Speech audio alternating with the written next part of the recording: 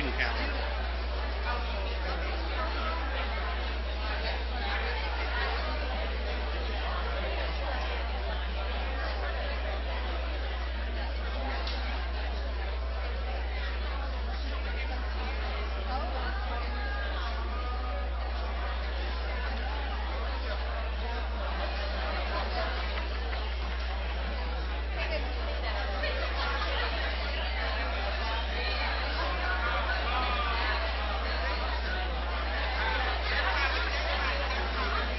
I don't know who's going to be chairman. If it turns out to be you or somebody else, I'm going to need about a 5-minute recess to spin somebody up on all this. We're doing what we always do, but none of you have said what you're going to do, which back when I had 3 that were talkative, I always knew. All right.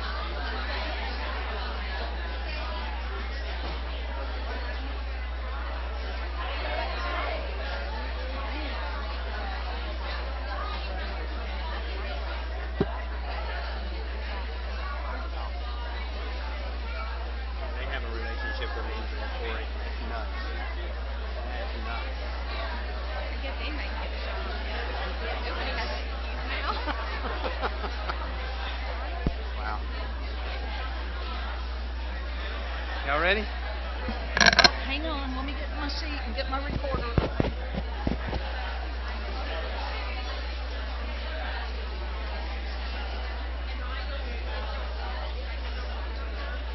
Welcome. If everybody could find a seat or your spot by the wall, we're going to get started.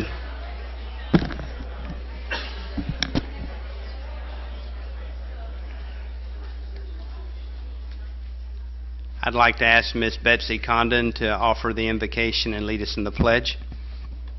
Pray with me if you wish. Father God, we come before you tonight, and it is not lost on us that the freedom that we have to gather in this place and do the business of this district in our free country that we so cherish is under attack across the world. We pray for the families of those people in Beirut and Paris who have lost loved ones, and those across the world who've been affected. And then we just ask you to, here at home, keep us focused on what we would need to be focused on, and guide those who are going to conduct business tonight, and help us to remember those freedoms and those who died for those freedoms that we celebrated last week, and that it's all very real in our world today, and why this is so important. And I pray these things in Jesus' name. Amen. Amen. I pledge allegiance to the flag of the United States of America and to the republic for which it stands, one nation, under God, indivisible, with liberty and justice for all. Well, welcome to the reorganization meeting of the Clay County School Board. Once a year, we have 2 meetings back to back. The first one is our reorganization meeting, where the school board will elect their chair, vice chair, and set the time and date of their meetings for the next year. So I'll call this meeting to order and open the floor to the school board members for nominations for chairman of the Clay County School Board. I'd like to nominate Jonna McKinnon as chairman. I'll second. Okay, we have a motion and a second for Ms. McKinnon. Any further nominations for chairman? Okay. All in favor say aye. Aye. All opposed, like sign. Congratulations, Ms. McKinnon. You are chairman of this illustrious board for another year. Okay, I'll now open the floor to nominations for vice chairman. I'll nominate Ashley Gilhausen. I'll second. We have a motion and a second for Ms. Gilhausen to be the vice chair. Any further nominations? All in favor state aye. Aye. Any opposed, like sign? I think that's 5-0.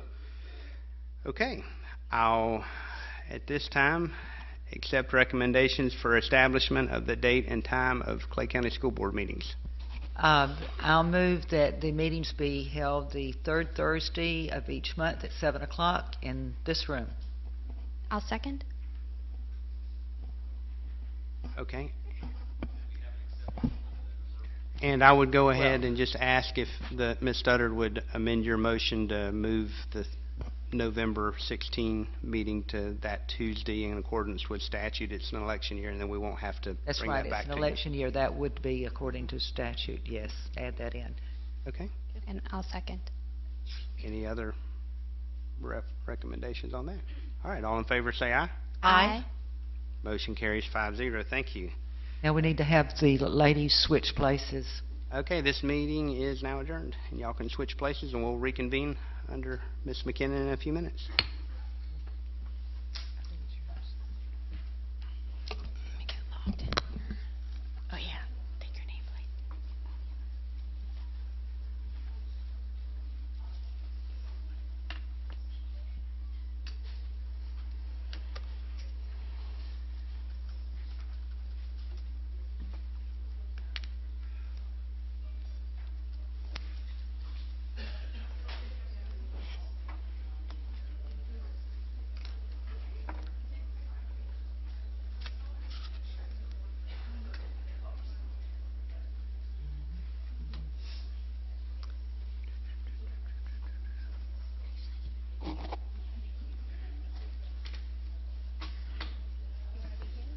No, I'm fine. I'm fine.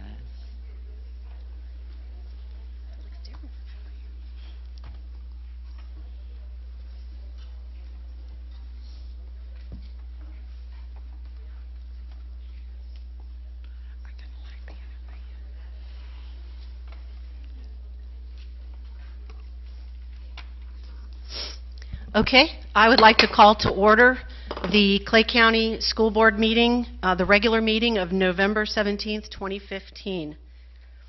At this time, I would like to welcome citizens of Clay County. I want to take this opportunity to thank you for taking time out of your busy schedules to attend tonight's school board meeting.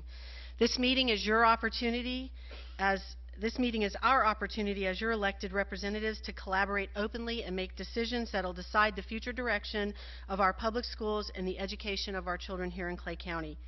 If you wish to address the board, there will be an opportunity to speak for 3 minutes. Please fill out a yellow card, which you will find located in the back of the room, and please indicate the specific item number on the card that you would wish to speak about, the item number that's on the agenda. No additional cards will be accepted once the board moves to the discussion agenda. And as always, your participation is welcome and appreciated. Okay? Before we move to the consent agenda, we do have one item on the consent agenda that somebody would like to speak about. It's Victoria Kidwell. Victoria Kidwell, she would like to speak on, you put C3, but you wrote employee calendar. Did you? Is it D4? Okay, that's fine. D4. C4. That's fine. Come on. Yep.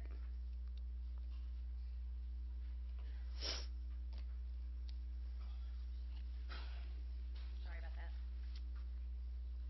Please state your name and address for the record. My name is Victoria Kidwell, and my address is on file with the card. Today you're going to discuss the employee calendar of 196 school days. 180 of those days are student contact days. No matter how you arrange the days, there will not be adequate time to complete the increased load of work required by teachers. We're at impasse with the county. This week teachers were asked to work to the rule of their contract. They were asked to work only their paid 7.5 hours. This experience had two objectives.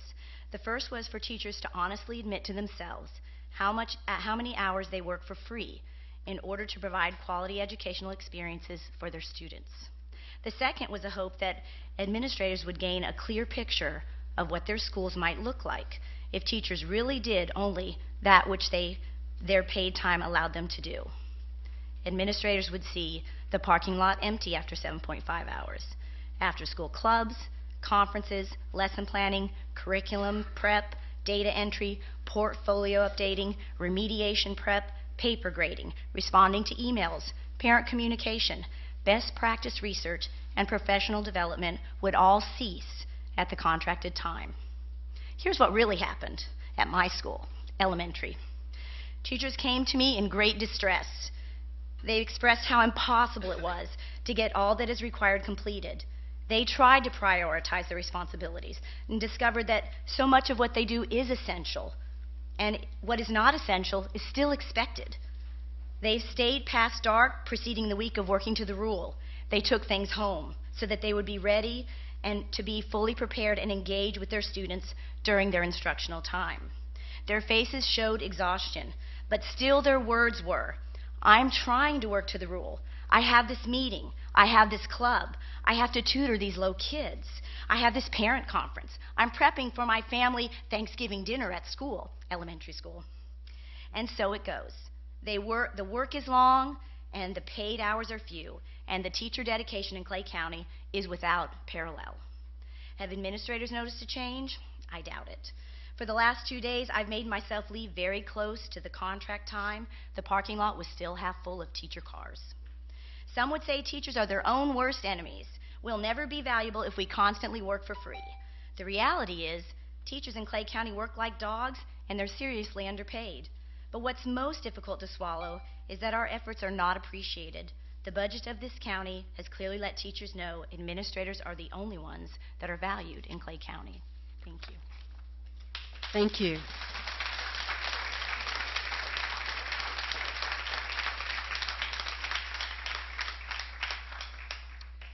Okay, at this time, I will bring the adoption of the consent agenda.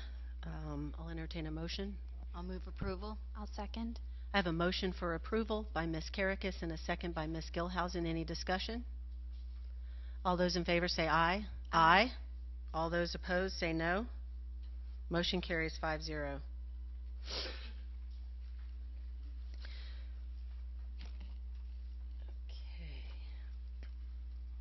All right, at this time, we are going to start with recognitions and awards. Mr. Van Zant has a special presentation.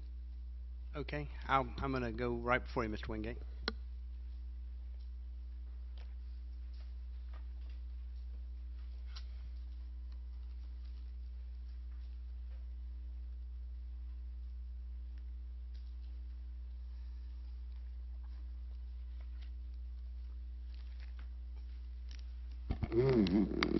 I have two special presentations tonight.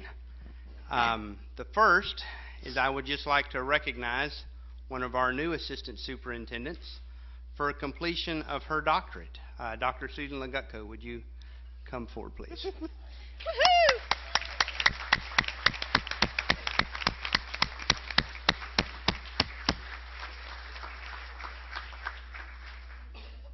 And like a good CFO, she only talks about money. She doesn't want to say anything else, but Dr. Legutko has been a great addition to our team.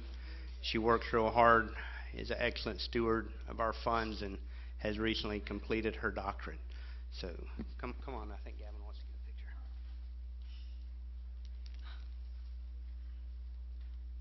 One, two, three. Perfect. Thank you. Awesome.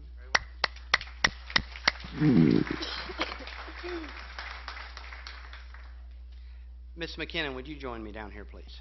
Huh? Okay.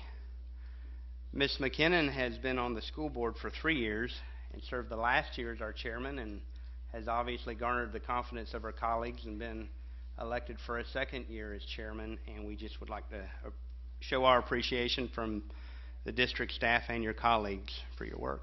Thank you very much.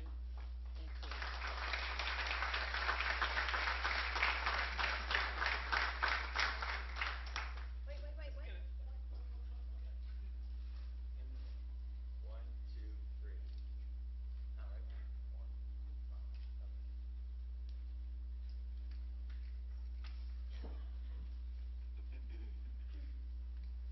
All right. Good stuff. Thank you. Good evening, Board, Superintendent. Tonight we're here to recognize one of our many outstanding business partners, and tonight we've got St. Vincent's Healthcare. And before we introduce two very special people who have worked diligently to help our district in a couple areas that I'll tell you about in just a second, I'd like to read a short narrative about St. Vincent's. St. Vincent's Healthcare is dedicated to serving our community with special attention to those who are struggling the most. In fact, St. Vincent's has invested in Clay County since long before St. Vincent's Clay County opened its doors. Its mobile health outreach ministry has been providing health care services to the county for decades. When St. Vincent's Clay County opened 2 years ago, more than 400 jobs were created in Clay County, which no doubt encouraged even more businesses to build up around the hospital. St. Vincent's has invested $100 million into our community through St. Vincent's Clay County alone. And when the current expansion is complete, the health system will have created more than 500 jobs in Clay County. That's fantastic. But St. Vincent's isn't just in investing in our community through health care. They are now part of the community, coming up with innovative ideas like the Clay County Cup, which gives local high school football teams the chance to compete for a coveted trophy and the chance to fly their school flag outside of the hospital. Next week, they'll also be preparing dozens of hot Thanksgiving meals for families in need. In a few weeks, they will host a Christmas party for senior citizens. Thanks to events like these throughout the year, the Associates of St. Vincent's Clay County connect with our community on a human level. And let's not forget that many of them live right here in Clay County as well, so they're quite literally our neighbors at work and at home. We recognize the wonderful work already done within our community by St. Vincent's Clay County, and we know that the best is yet to come. Tonight, we are taking this moment to recognize a new partnership that will provide to Clay County athletic trainers, medical supplies, and health education to all of our local public, middle, and high schools in Clay County. We are confident that this partnership between the school board, St. Vincent's Clay County, Preferred Physical Therapy, and Southeast Orthopedic Specialists will make our students safer, more educated, and more prepared for anything their sport or life throws at them. I want to thank two people right now. But before I do that and call them up, I just want to mention that this agreement that St. Vincent's has partnered with us is worth well over $200,000 to the district on a yearly basis. That's fantastic, and we appreciate that. The two people who have been greatly responsible for this, and knowing both these people, they will undoubtedly thank a lot of other folks. But we want to recognize them at this time. I want to introduce first the president of acute care for St. Vincent's Healthcare, probably one of the most energetic people I have ever met. And if you know Blaine, you know what I'm talking about. So let me introduce him first to come on up, and Mr. Blaine Claypool.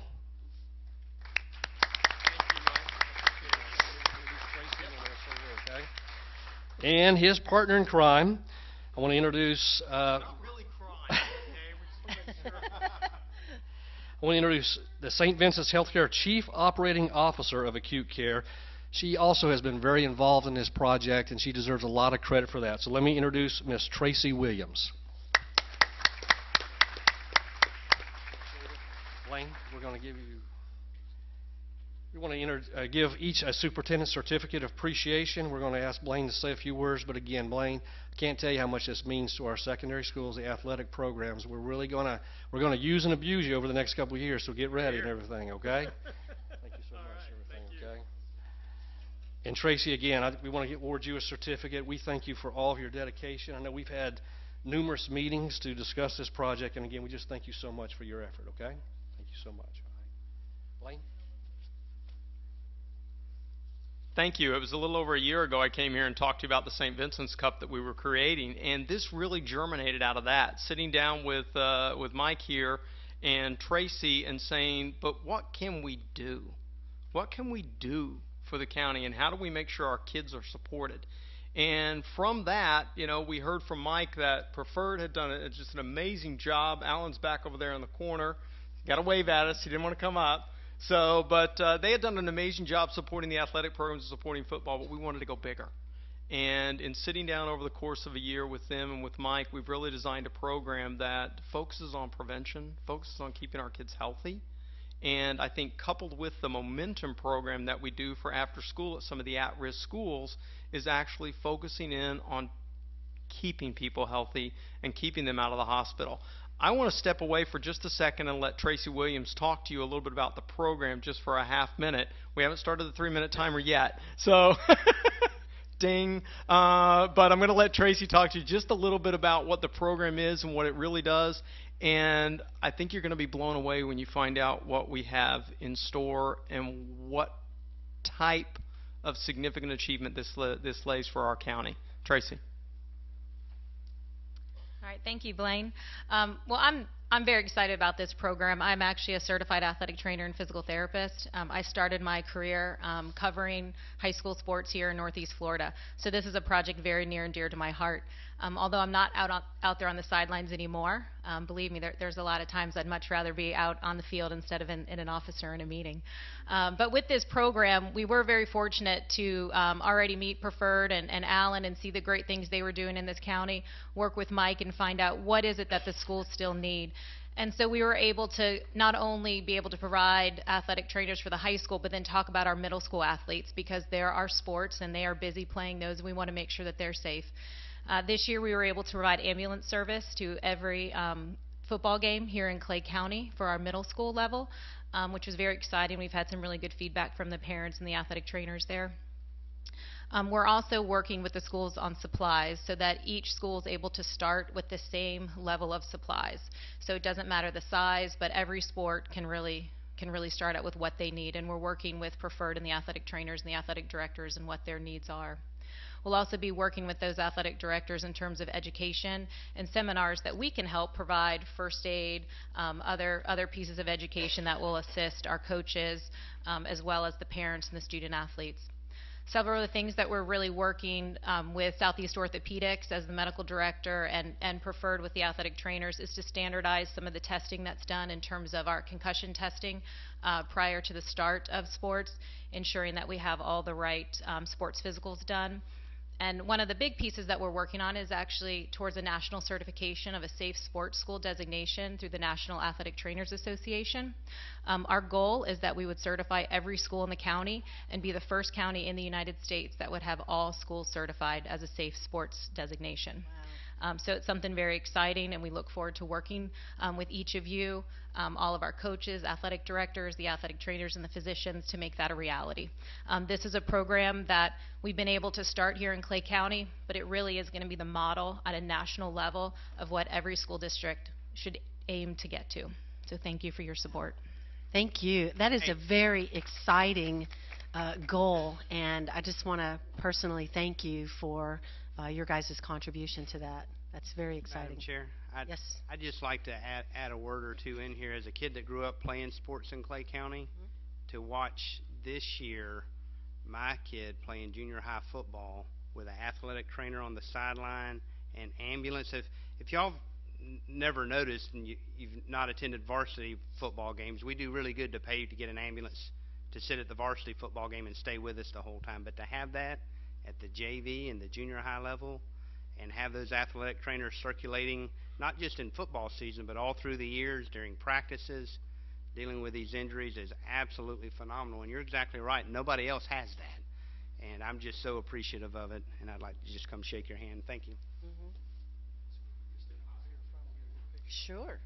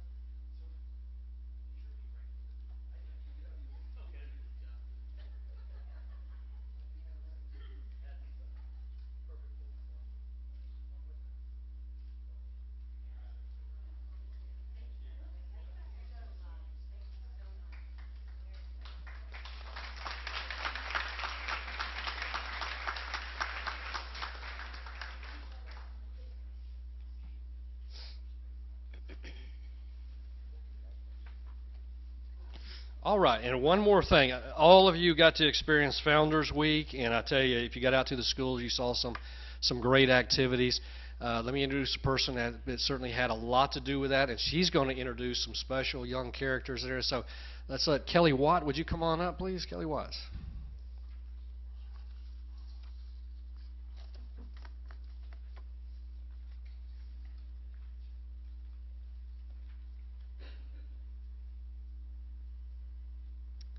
All right, so thank you, Mr. Wingate. And 2 months ago, actually to the date, September 17th, we were all here and we were entertained with school groups from Ridgeview, from Fleming Island, and from Clay High as we kicked off Founders Week.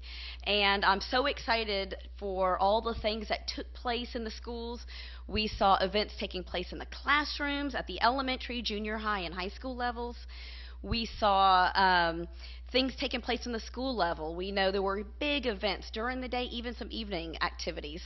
And these were the result of the hard work from, you know, the staff members, the teachers, and the community coming together for to celebrate Founders Week and the patriotic values that go with it.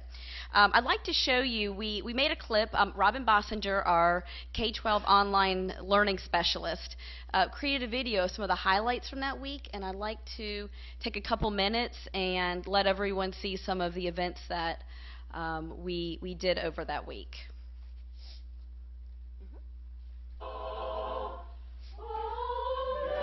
This week is set aside by the Clay County School District as Founders Week, in which we celebrate our founding fathers and the founding of the United States of America. We the people of the United States, in order to form a more perfect union, establish justice, ensure domestic tranquility, provide for the common defense, promote the general welfare, and secure the blessings of liberty to ourselves and our posterity. Do ordain and establish this Constitution for the United States of America. Oh, say, can you see by the dawn's early light what so proudly we hailed as the twilight's last gleaming, whose broad stripes and bright stars through the perilous fight o'er the ramparts we watched were so gallantly streaming, and the rocket's red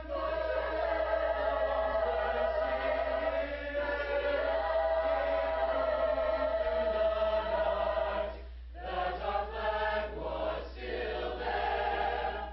Oh, say does that star-spangled banner yet wave o'er the land of the free and the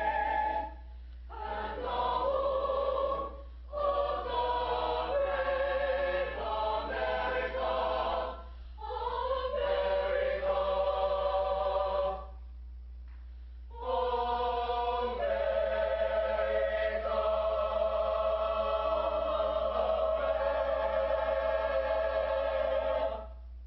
of the brave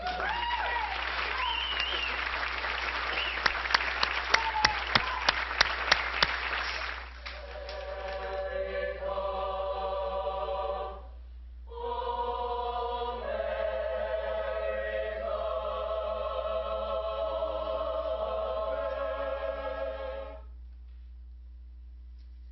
All right, and so tonight we have with us some very special young people. One of the events that we were super excited about doing was a district-wide art contest for kindergarten through 4th grade. And the students, through the help of their teacher or their media specialist, read a book about the preamble called We the Kids. And then after that, they drew a picture of whatever it was about the preamble that stood out to them that they enjoyed. And so those pieces of artwork were submitted to the district, and we had one winner per grade level, K through 4. And so they're here tonight, and we like to recognize and celebrate them and their hard work. And so when I call their name, if they can come up, and they are more than welcome to bring mom, dad, grandma, grandpa, whoever they want to come up with them. In kindergarten, we had Katia Centracchio, and she is from Rideout. So come on up here, Katia. Aww.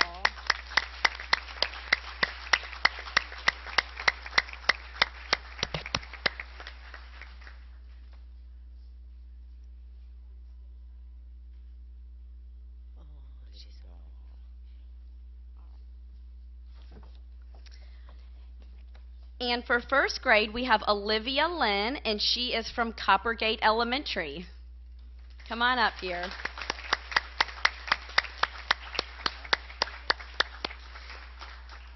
Oh, my.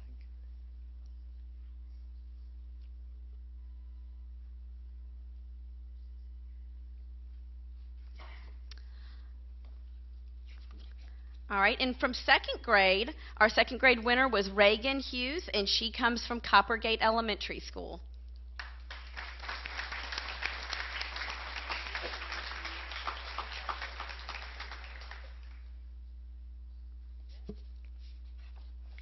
Third grade is Madeline Berger, and she comes from Tynes Elementary School.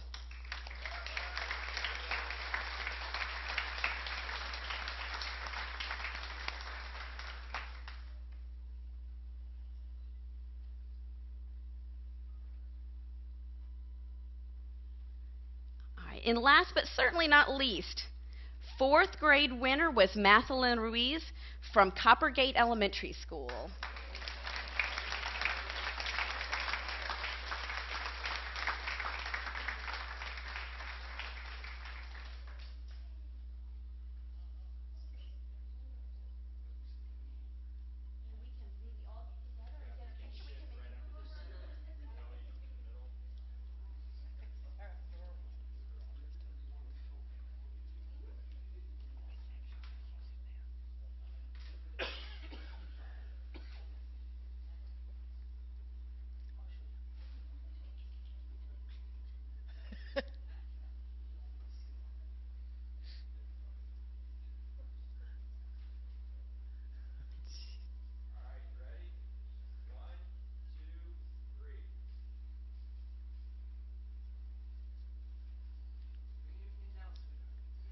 Don't cover up your pretty face.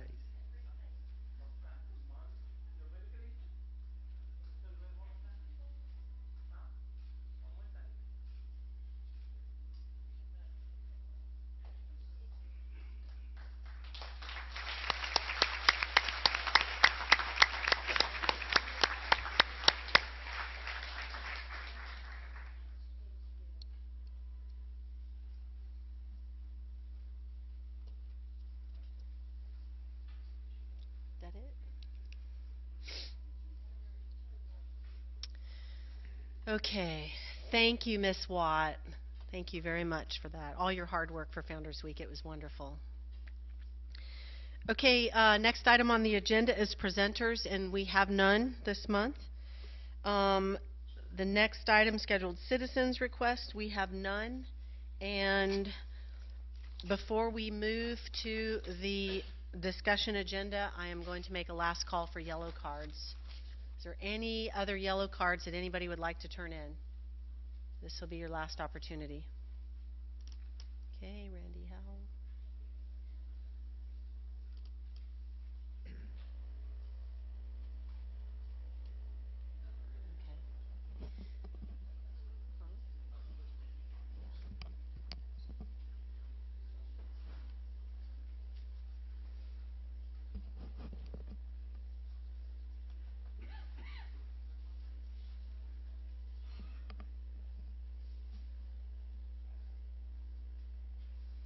We'll give those folks wishing to leave an opportunity to depart.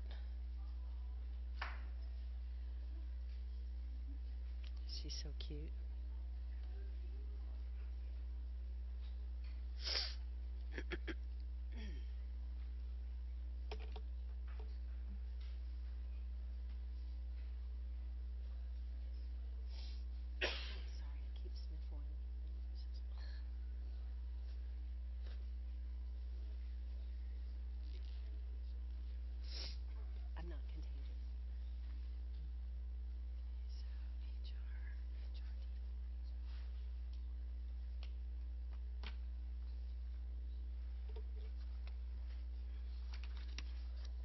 Okay, we're going to go ahead and move to the discussion agenda. First item up is D1, which is the superintendent's update.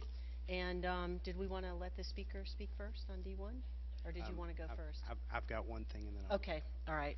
The first thing I wanted to just update the school board and our instructional administrative support staff, everybody that works in the Clay County School District, is a new program that our wellness committee within the school district has partnered with for all of our collective health with the YMCA. And Ms. Sheila Gann's been working with the Y, and out of our wellness committee's account has partnered with the Y to offset the cost of a YMCA membership to one of their two gyms in Clay County, the Barco Newton Y or the Di Clay Y. So just briefly how this works, if you would like to join the Y, Ms. Gann and the Wellness Committee will put $10 towards that. The Y will reduce their membership amount by $10. So for what would be a single adult membership at the Barco Newton would be $60 a month. Our employees could do it for $40, and the Di Clay is $49 a month, and our employees will be able to do it for $29. There's a lot of cool stuff. Ms. Gann will be putting out some flyers to everybody. I don't know what all this is. Fast Forward Fitness, Avatrax, Priva, Black Hog Farm. That sounds interesting. Maybe that's something with our ag. I'm not sure. But if you'd like to get healthy with the YMCA, our Wellness Committee and the Y will help offset that cost for our employees. I'd like to have Dr. Weiskopf give us an update on assessments, but before she comes and does that, Ms. Paiva has put in a card to speak to assessments, so we'll let Ms. Paiva go and then bring up Dr. Weiskopf.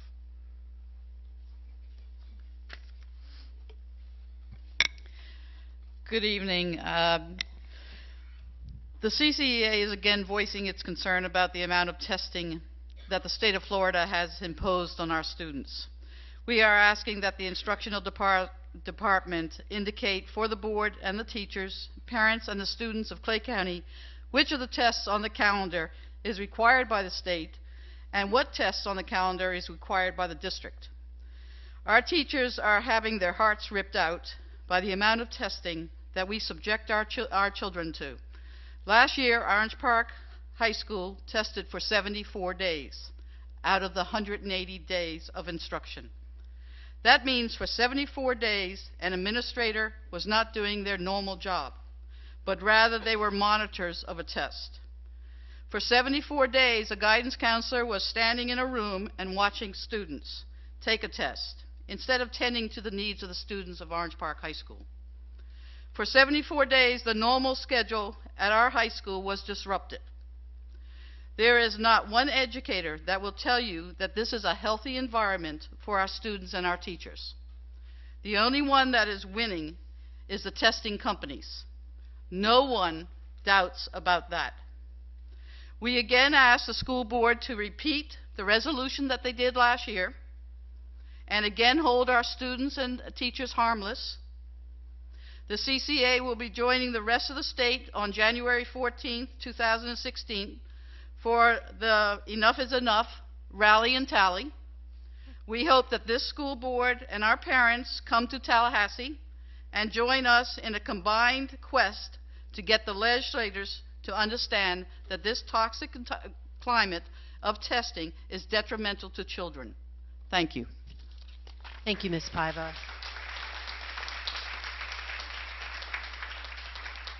What did you say that date was? January 14th. Thursday. Ms. McKenna, may I say something? Yes, Ms. Karakis. I think we all received the Florida School Board Association's resolution that they passed about the 2014-15 State Assessment and Accountability System. I'm sorry. I think as a board, and Ms. Cornegay, I'll forward it to you if you hadn't received it, we should look at this and we should probably mirror ours, very similar to it. I agree completely with Ms. Paiva, and I think the majority of us probably do. Yep. Thank you. Okay, thank you. Ms. Weiskopf. Thank you. Good evening. As you know, tonight the assessment calendar is on the board agenda for your approval. I thought it would be an opportune moment to provide some information on assessment in Clay County. I'm hoping to clarify three things. One, the time we spend on assessments and how it compares to state guidelines, how we use assessments to drive our instruction, and how we communicate progress on local assessments to parents. So we know that assessments have always been a part of teaching and learning, and I think that you will find that we take a very manageable and meaningful approach to our local assessments that keep student learning at the center of our decision making. Just to make sure that we're kind of all on the same understanding, I want to clarify the two basic types of assessments, formative and summative. Formative assessments are assessments taken at varying intervals throughout a course to provide information and feedback that will help improve the quality of student learning and the quality of the course itself. These assessments focus on future instruction and learning. These assessments measure how students are doing on standards up to this point and are used to help teachers understand what to reteach. Summative assessments, on the other hand, are assessments that measure what has been learned in the past.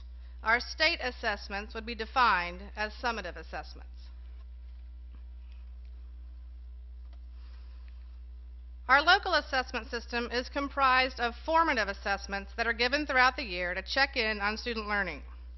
They identify and evaluate the effectiveness of instructional practices. These local assessments are used as a tool to give teachers information on student learning to drive instruction. They give us guidance on student mastery and inform us of where we need to remediate, reteach, and incorporate challenging previous content into future instruction. House Bill 7069, passed in the 2015 legislature, has 15 sections that address a myriad of subjects, but the main crux of the bill is on education accountability. The bill provides guidance for progress monitoring of all students to determine progression from one grade level to another. I would like to highlight two guidelines from the bill. The first is that districts may administer tests that focus on specific course content in an effort to monitor student learning. The second is that districts may not schedule more than 5% of a student's total school hours to administer statewide and district-required local assessments. 5% of the 900 student hours would equate to 45 hours that would be allowed for state and local assessments. Section 7 of the bill further defines what is included in this 5%.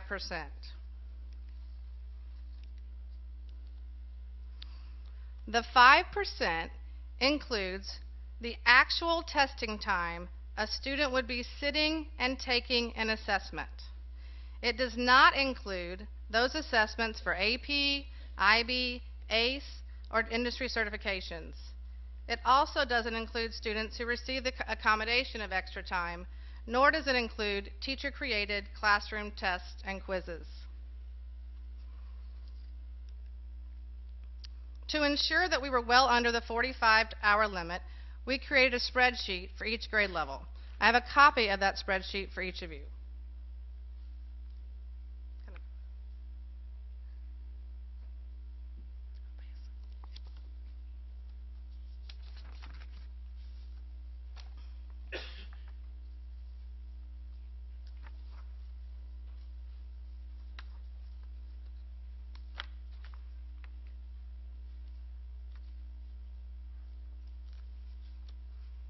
The chart on this slide shows first grade and the total number of hours students spend taking local assessments, which is approximately 7 hours for the year, which is less than 1%. This is the grade level with the least amount of testing.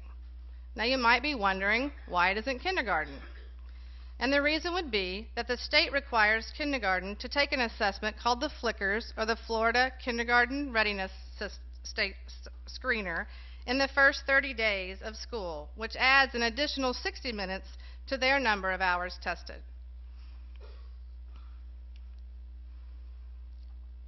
This chart shows 7th grade, which is the grade level with the highest number of hours, which is approximately 23. Every other grade level varies between the two that you've just seen. So even with the highest number of hours tested, being 23, the percent of time tested is still well under the 5% maximum.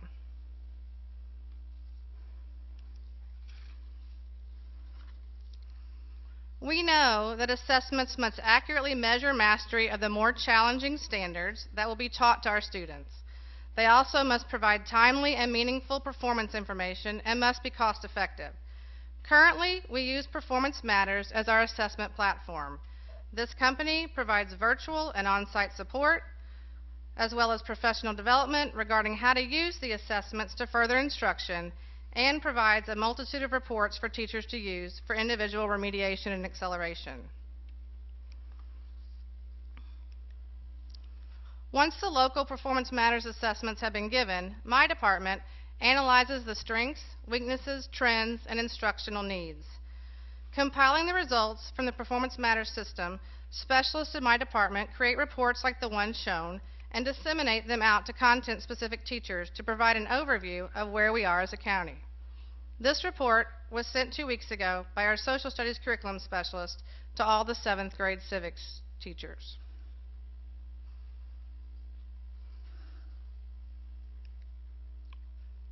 The next report is a student item analysis report that allows teachers to determine strengths and striving areas for each student. The teacher can hover over and click on each question to see the specifics and also view what answers the student chose and see the question and the items.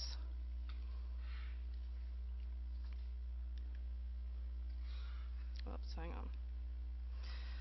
House Bill 7069, Section 7, requires that student performance results on local assessments must be provided to teachers and parents within 30 days of the test administration.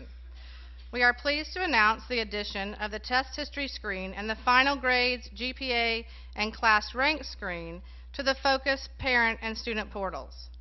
These options can be found under the My Child tab in the parent portal and under the My Information tab for the student portal. The Quarter 1 Performance Matters scores are now available. Each year as we build assessments and the assessment calendar, we keep these guiding principles in mind. The first one is that assessments are developed to measure student progress towards meeting the standards. In other words, assessment should follow, not lead, the movement to improve our schools. As we continue to find ways to improve, it's important for us to start with goal setting and end with assessment. Only then can we build and use new tests that accurately measure our progress towards meeting those standards. The second is that no single test can ascertain whether all educational goals are met. A variety of tests or multiple measures are necessary to tell educators what students know and can do. We also strive for balance between teaching and assessing. We know we must honor the time students need to learn and the time teachers need to teach. And we develop a local assessment calendar that keeps this time sacred.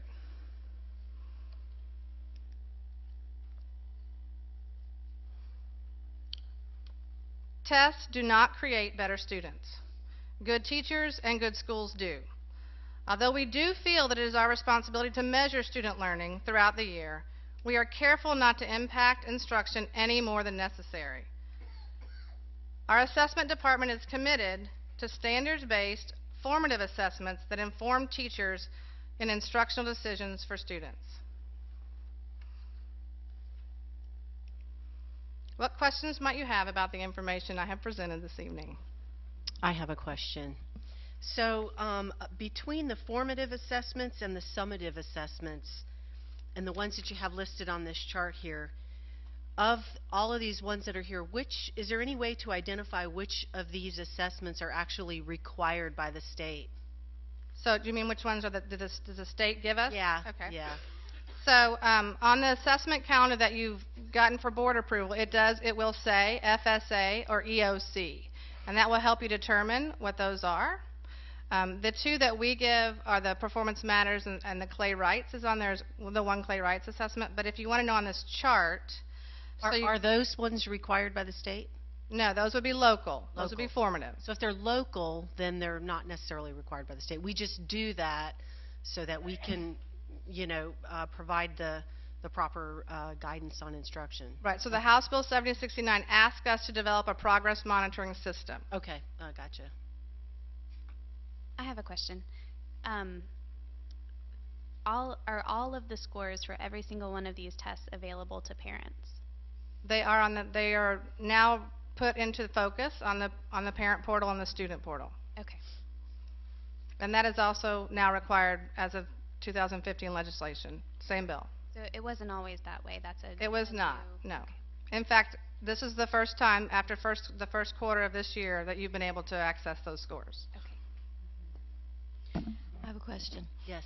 Have we had trouble with parents having accessibility to the portal, whether they don't have computers and they have to go to the school? Has there been an issue with that? I don't know that I'm not aware of that, but It I can doesn't look seem into, to me like it would be readily available to everybody out there because, not everybody has the same resources at home. So do they have to go physically to the school and, ask to be they would probably shown have it, to or- ask the teacher, I guess, for the scores if that was, or us. I mean, we haven't had any phone calls yet about it, so. For those parents, is there a paper copy for them? If they request it, can they have Absolutely, we can print out, you can print out a student's item analysis report. Any report that I showed you can certainly be printed as well. Also, are parents notified before any of these exams are given, whether they're state required or district required? So the assessment calendar is online and available to everybody. So it would be a school's decision whether or not they send out notification of as far as the local assessments. Now, of course, if it's an FSA assessment, typically we have letters that the state provides us that typically go out through school newsletters. Sometimes it's on their website. Sure. So Most of the time, the marquee. Right. So the information's available, but it's not necessarily a push notification that a test is coming up. You may not have the answer to this question, and it's okay if you punt.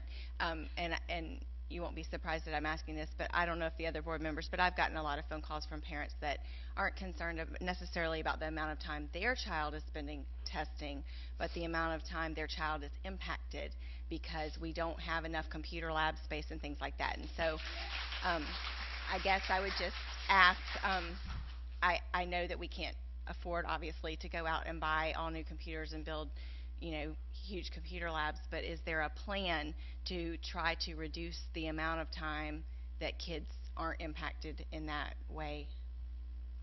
So, and I don't know if you would like, I mean, I can speak to what I know. So what I know that we do in terms of the local assessments, because that's kind of what I'm speaking to, is we allow people to give them in paper-based or in computer-based, and that way sometimes a paper-based test, believe it or not, is faster to give. It takes longer to score. It's a scanning piece, whereas if you do it by computer-based, the scores are immediate. So there is a lag time a little bit. I mean, 24 hours, 48 hours, but there is some lag time. But I do know that we are working. We've had conversations around scheduling, trying to be more strategic in how we schedule classes to take assessment so that we impact teachers on less of a time. And so that's kind of the conversations that are starting when these assessments are coming up in terms of the retakes and the spring testing. I know that that's a conversation that we've started.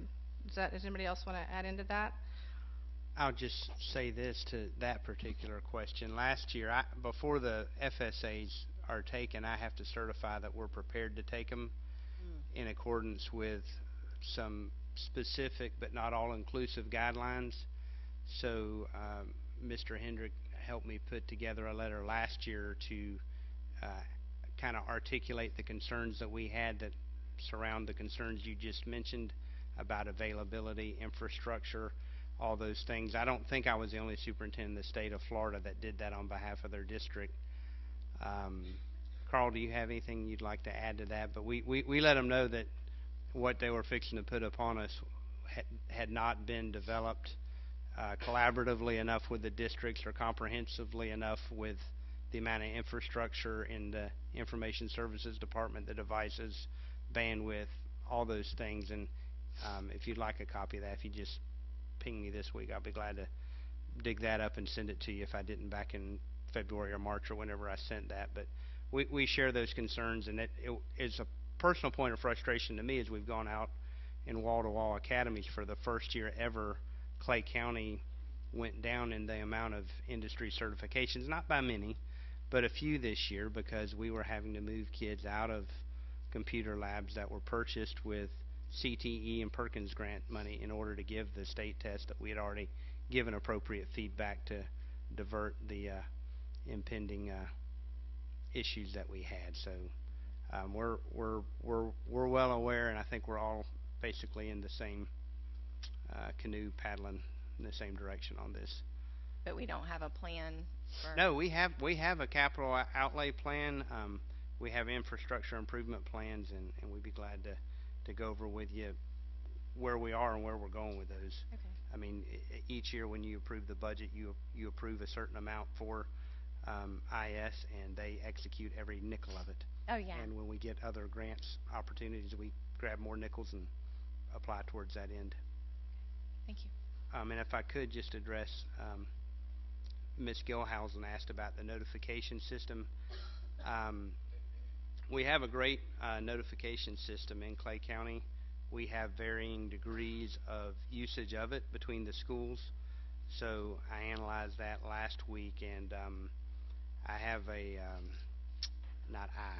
I'm not the guy to train everybody on the IT systems, but asked Mr. Hendrick to put that together and asked every school to send a representative, and I think we have 2 full training sessions. The first one being this Thursday morning, 8 to 10, and the next one Monday morning of Thanksgiving week, 8 to 10, so that we can bring everybody up to speed on how to use those notifications, the pushes, the text. As we had all the retirements last year and the new administrators, we have teams of people that might not, if they weren't the parent link person at their old school, we have a couple of schools where we have 2 and 3 people together. None of them have ever been that guy or gal, so we're working to address that, and the principals, the school staffs can use that robustly, and we're encouraging that they do that. Anything else? Any other questions?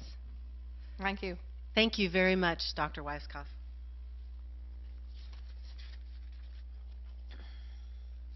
Are you finished? Are we still on superintendent's update? We are still on D. Yep. Okay. Would you pull up that one PowerPoint? I would just like to, for clarity, to add a few additional facts to some items I've heard surrounding our school district's budget priorities and finances in general. Just, we have some people in the room tonight. We probably have some watching online and via the computer. So I would just like to give you a couple of factoids, and then I'll explain the PowerPoint that's up here. We do work diligently to try to be good stewards of all the resources we have. I appreciate the board's support with approving this year's budget, which was nearly $350 million. We've gone paperless in payroll. We've tried to cut costs there. We've cut outside contracts. We've innovated processes and procedures to lower operational costs everywhere that it made sense to do so.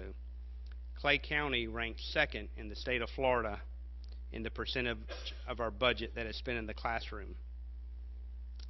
Our administrative salary has not changed in the past 3 years in the time I've been superintendent. This administrative salary is still exactly the same as it was when I took office in 2012. This spring, I proposed a Classrooms First plan that reduced nearly $1 million of salary cost in the district office, about a 20% savings in the district office. I'm not aware of any of my predecessors reducing their own cost by 20%, but we did that this year, again looking for cost savings. Just as a basis of comparison, so you know how you shake out between the largest school district next door, our average teacher salary in Clay County is $45,830. The average teacher salary in Duval County is $44,853. Our administrative staff at the district office is also lean by comparison to our largest neighbor to the north. One example of that, in Clay County, we have 1 administrator for every 12 support employees. In Duval County, there's 1 administrator for every 5 support employees. So those are just some general facts just to throw out there for what they're worth, to let you see where we stack up. And I've heard a lot about raises or salary increases. And I just want to put everybody on the same page. If people take a new position, they are paid at the position they currently hold in accordance with the board-approved salary schedule for that position, whether it's support, instructional, or administrative. So, for instance, if we take a first-year ESE assistant, which we have people now that literally they graduate from college, they have a degree in education, and everybody wants to work in Clay County as a teacher. We have tons of people in our substitute teaching pool through Kelly Services and several classroom aides that are certified Florida teachers, and they have not been yet been able to secure a job in our pool. And we have, those things are not required to be a classroom assistant. But certainly, if one of those classroom assistants has a job with us, or they're an ESE assistant or a bus monitor, and they find a way to find a better position for them and their family within our school system, they are then paid at the new position. I put these up here because we've had both happen. We've had bus monitors and ESE assistants, which are on the same band and pay grade. If they become a teacher or a classroom assistant, now going into a longer contracted period at a different band and grade, they're then paid at that band and grade. So this happens several times each year. We have a classroom assistant that makes $10 an hour, a little less than $13,000 a year. They secure a teaching position, bam, they're making $38,000 a year as a new teacher. So that happens, and when that happens, they are indeed authorized and make more salary. Something that I never hear people say, but it's really a truth here in Clay County, if you've taught in Clay County for about 25 years and you secure a position as an 11-month assistant principal, which we have a lot of our elementary schools have an 11-month assistant principal. All of our secondary schools have at least one 11-month assistant principal. You actually go down in salary to start out as an administrator, even when you have 25 years experience as a teacher. That lower example is at the rate of a 25-year teacher and a brand new administrator, which it doesn't really matter now if they're a brand new administrator or they've been an administrator for 6 or 7 years. They haven't gone anywhere at the salary schedule. We have people with, I think they're on steps year 6 or 7 of experience as an administrator, but they're still on step 1 of the salary schedule because they haven't been able to move. So in at least 14 different instances, I had HR do a little homework for me. We have teachers at a school working 10 months a year, 196-day contract, making more than the 11-month AP on a 216-day contract. So I'm not saying that that's right or wrong, but I'm saying that everybody's been being paid for the job that they're doing for us according to your approved salary schedule for that type of job at that band and grade. So I just wanted to share that with you as we get started tonight. Thank you, Mr. Van Zant. Okay, we can take that off the screen now. Next item up on the agenda is item D2. This is the public hearing to approve as advertised amendments to School Board Policy 5.02C, the use of school buildings and grounds. I will open the public hearing. If there is anybody that would like to speak on this item, you are welcome to take the podium and share your comments or thoughts. Okay, if there is nobody, I will close the public hearing and bring this back to the board for a motion. I'll move approval. I'll second. I have a motion for approval by Ms. Condon and a second by Ms. Gilhousen. Any discussion? May I speak? Ms. Karakis? I pretty much said it all last month that I wanted to say, but I just want to reiterate that I think we need to leave it with the 30 minutes that we had in there, and that I don't agree with us changing this to 10 minutes. Thank you. Okay. Anybody else? Okay, I'll take a vote. All those in favor say aye. Aye. All those opposed say no. No. Motion carries 4-1 with Ms. Karakis dissenting. Okay, the next item up is item D3, present appointees to serve on the District Advisory Committee. So this is for discussion only, does not require a vote. I think we've all received the full list of our new District Advisory Committee, And I guess just for the public, I'll go ahead and list the names of the people who have been appointed to these different districts.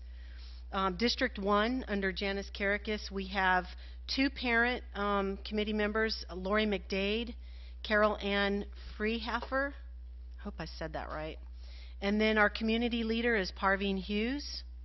In District 2, under Carol Studdard, we have 2 parent committee members, Jennifer Johnson and Sharina Wells. And the community leader is Andrea Hepburn. Under District 3 is Betsy Condon. We have 2 parent committee members, Stephen Java Harry. Thank you. And Kristen Rhodes, and the community leader is Dawn Wilkes.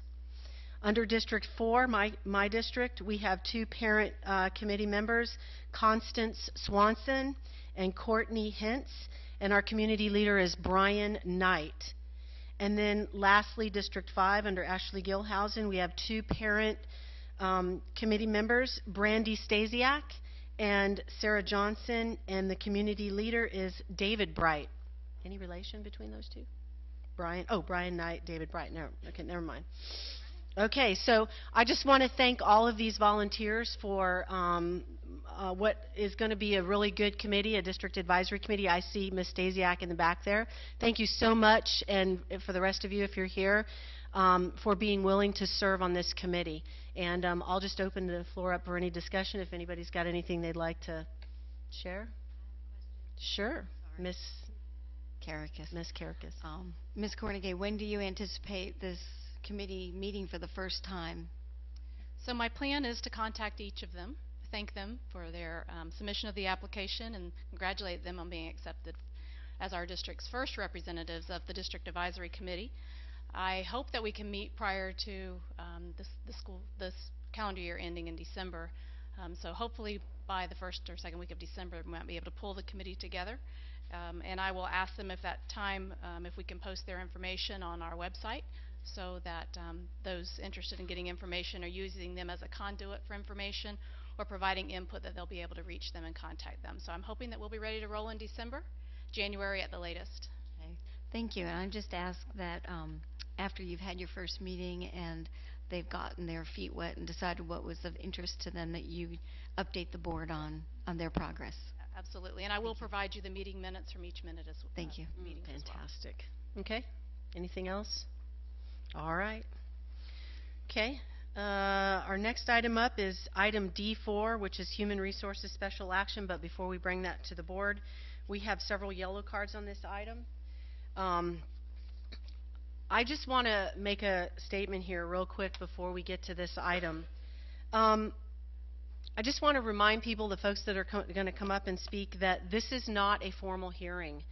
There isn't going to be any evidence or testimony that is going to be presented at this time, and so we would just ask you to please limit your comments to the character and regarding this individual. So I will just leave it at that. And our first speaker is Marcus Pye. Did I say that correctly? Marcus Pye. And the next speaker will be John Gessner. So if you just want to kind of be ready, and you'll have 3 minutes each. Yeah, and I'm sorry. Can you? Is it possible you can put that screen up? That one over there. Yeah. Thank you. Okay. Thank you. Don't forget to please, I'm sorry, state your name and address for the record. My name is Marcus Pye. I live at 2359 Gulfview Drive, Fleming Island, Florida. Okay. I'd like to take the opportunity to thank you for giving me the time to come and speak with you. Moved to Orange Park, or Fleming Island, in 2006. We moved out of Duval County just to come to Clay County for the schools. I've had the privilege of having one son graduate from Fleming Island in 2008. I have another one that'll graduate this year, and then I have a sophomore. 2 of those were in the football program, and I was able to help coach in the football program this year. And it's not about football.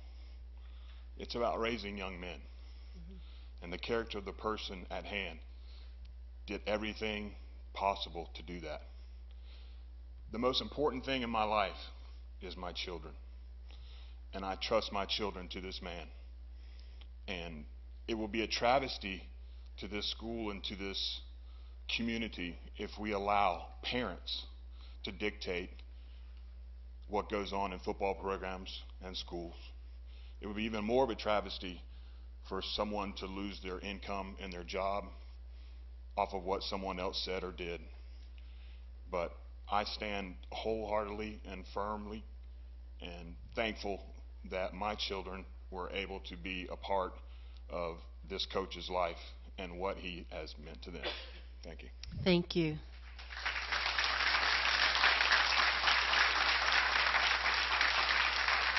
Mr. Gessner. And the next person is Teresa Allwood. Hi, good evening. My name is John Gessner. I live at 1405 Starboard Court in Fleming Island. It's kind of hard to follow Mr. Pye. I have very, very similar sentiments. The character of Frank Hall is very high. One day I came home from work and the yard was mowed and outside was picked up and the garage was straightened up, and I came in and I asked my wife what inspired you to do this, and she said Ben did it. My oldest son, who is a graduating senior, who's been a football player at the school for 4 years, and by the way, I also have another son there who's a sophomore. And she said, I don't know, he did it on his own. And I went and I investigated with him and found out that Coach Hall had told him to, one part of being a good man is to come home and do what needs to take care of what needs to be done. He has really turned my son from a young boy into a very good young man who's going to go to college. Both of my boys, I hope, will. And I can only speak to the character that I know. It would be a shame that anything could happen to him over accusations or hearsay or anything like that, and it could also possibly set a precedent for other coaches and other programs around the county that if some people are not happy with the situation, that people would have to really, really be careful, because in the end, it might be tough on a lot of the coaches and how they can make a decision to do what they need to do. As you know, it is competitive at high school level, and so most of the time the best players play. And not to say that they're always the best, and I don't know whether, I'm not a coach, I don't know whether you should always give every kid a playing chance. You probably should let them get out there, but they have awards at the end for most dedication and best work ethic and everything. But some of the best parts of the students that come out of the school system are from the sports programs, and to really take a look at the coaches and impugn them for them doing their job would be a scary precedent. So I would say please keep that in mind. Thank you very much. Thank you. Teresa Allwood. And the next person is Michelle Larson. My name is Teresa Allwood. I live at 205 Mahogany Bay in St. John's. I've known Bubba for almost 30 years, and probably none of you know that he's a veteran. He served in the United States Air Force, so he took that pledge of pledging for his country. And why do I bring that up? Because I'm also a veteran, and as a veteran, we have a code of honor that we all call, we have ethics, and that is what Bubba has. I have seen him be a good husband, a good father, a good coach, and a man of honor. And so when we stand up here and say, I pledge of allegiance, there's been no justice for Bubba. He's been cleared of all charges, and you guys sit up here, and I prayed for 3 days how to stand up here and make some of you change your mind against what's going on here, because it is a really sad thing that this is a way you treat somebody who's been cleared of all charges of anything. So I look at you. I look at you. I look at you. I look at you. I look at you. And I look at you. This is a man that I have loved and I've come to respect. My son got married August 6th of this year, and my sister-in-law came by herself. Why? Bubba couldn't make it because he was coaching. Bubba's missed so many family events because of high school football games. He's missed weddings, anniversaries, birthday parties, family events. I've seen so many times that we've asked, where's Bubba? Oh, football. Okay, that's all we needed to know. So I ask all of you to rethink what you're going to do, because this man is a man of honor. It's a man I've come to love and respect, and I hope that you know that in your heart you can open it up and see what a good man this guy really is. Thank you. Thank you. Michelle Larson, and then Tracy Butler.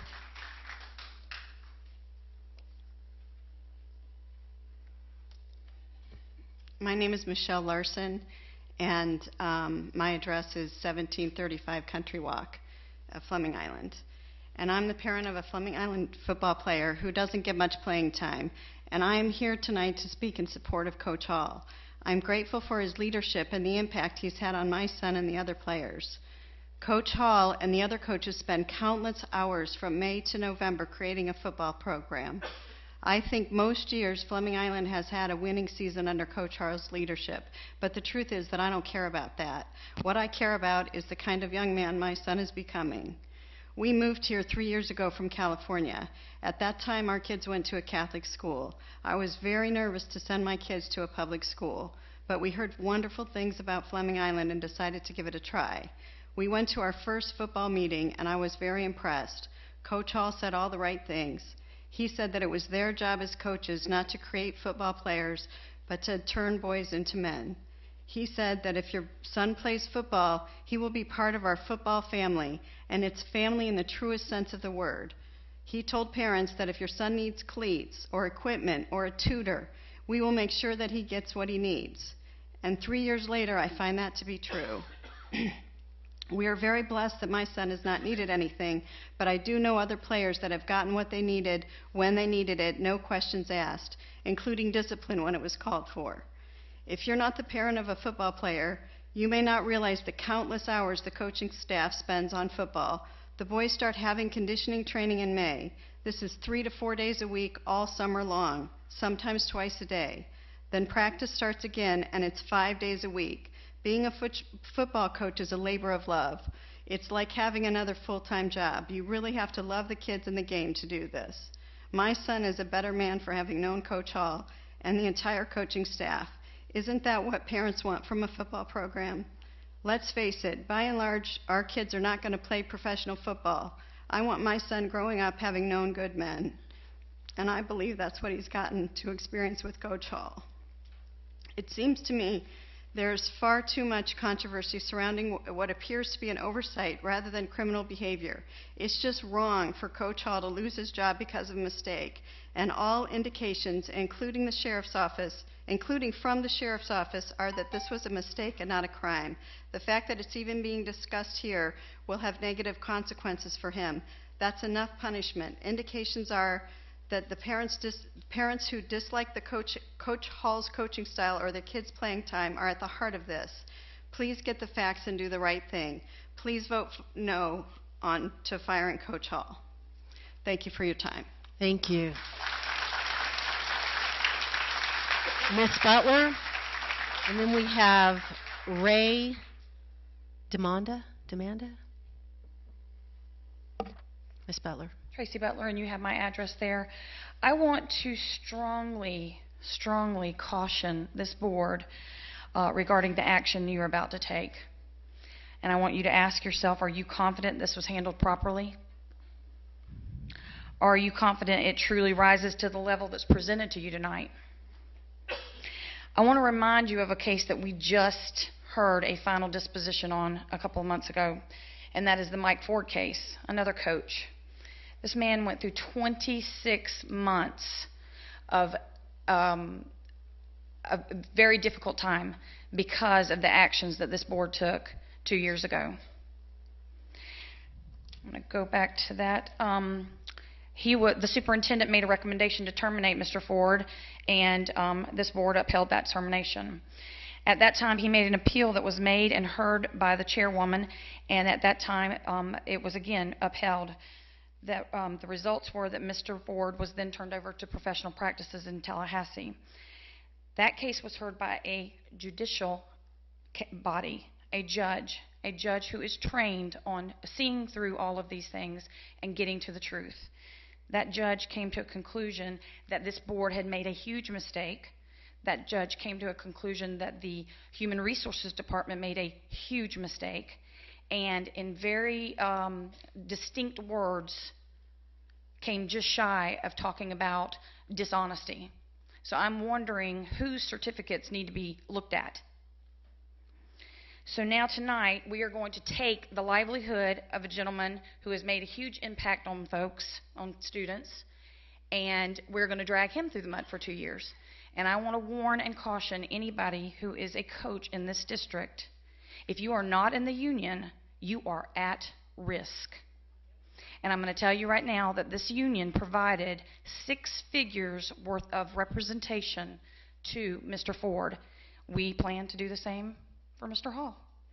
So this is going to be a long, drawn-out battle. It gets expensive, but I'll tell you what, I have talked to Mr. Hall, and I have told him he's not going to resign in lieu of termination. He's going to stick with it and stick by me, and we are going to see to it that when we win that case, he will be paid back pay all the way up till tomorrow.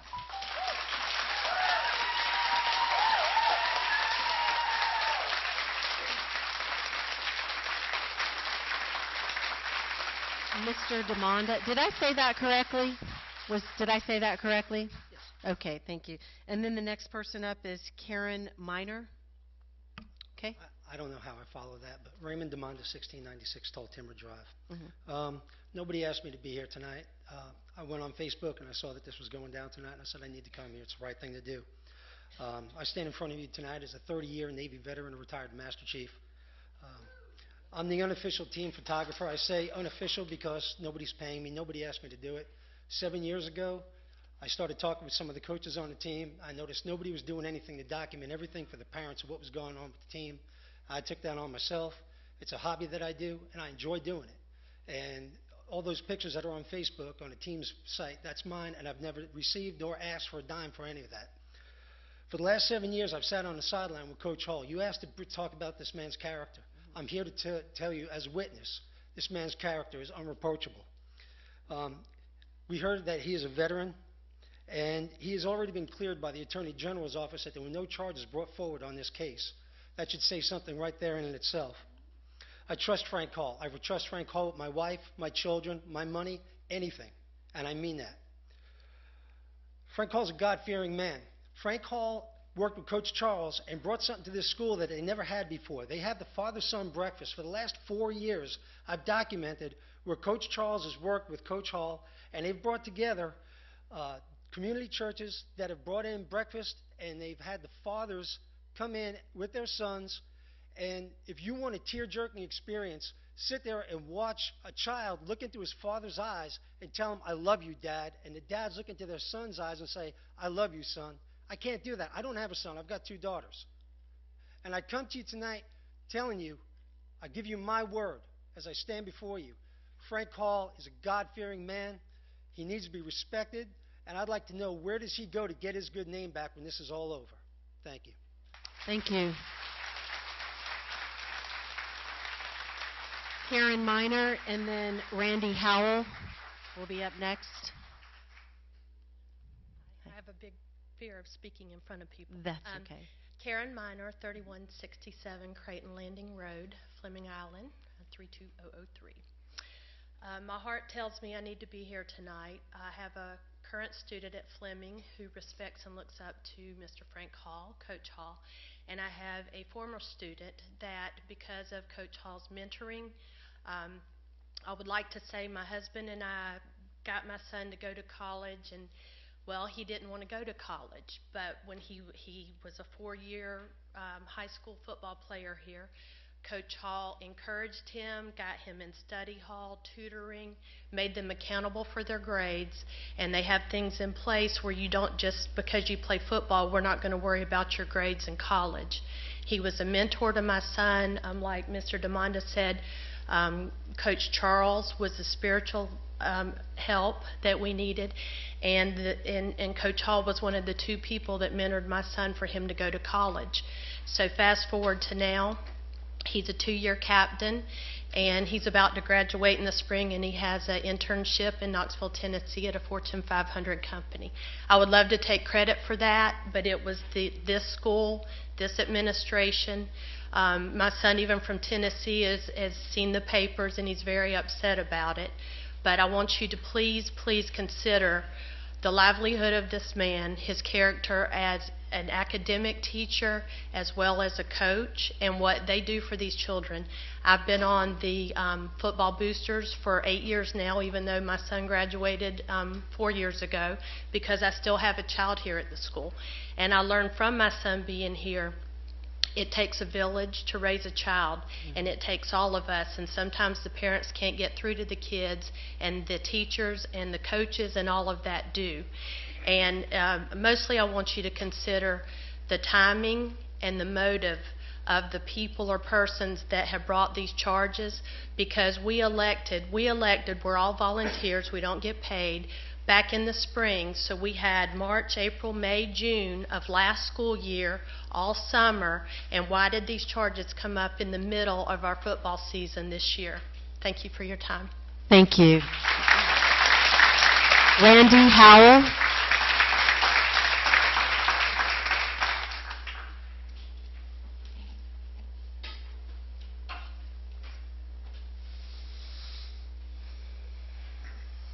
I'm Randy Howell. You have my address on the card. I've known Bubba for 20 years, 21 years. Sports. You talk about your son playing sports. I know you. Mm-hmm. Okay. Coaches, they're special. As you see tonight, that you've got people out here that's supporting.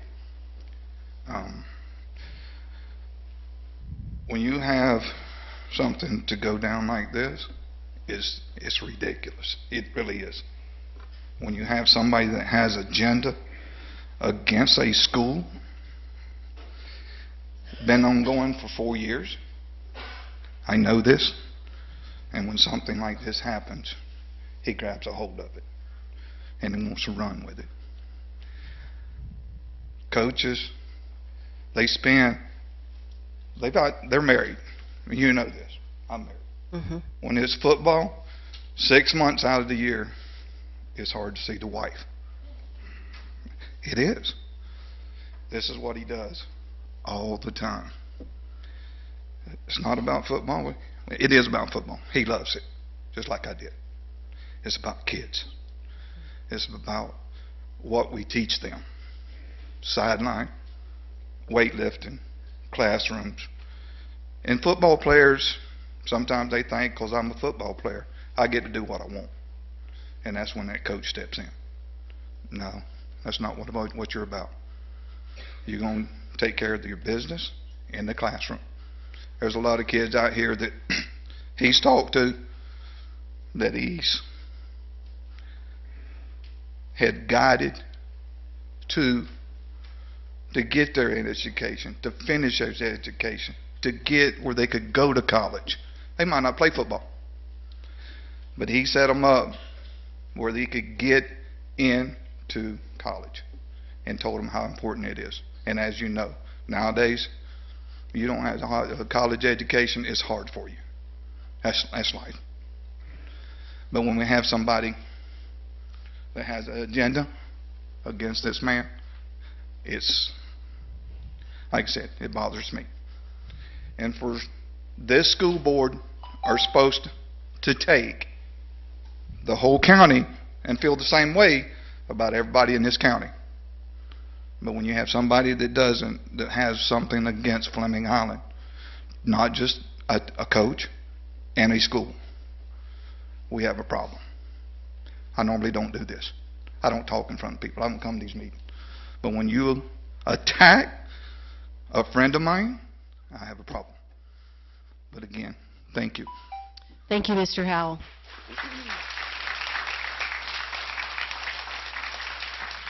Okay, that was our last speaker, and so I will bring this item to the floor for a motion.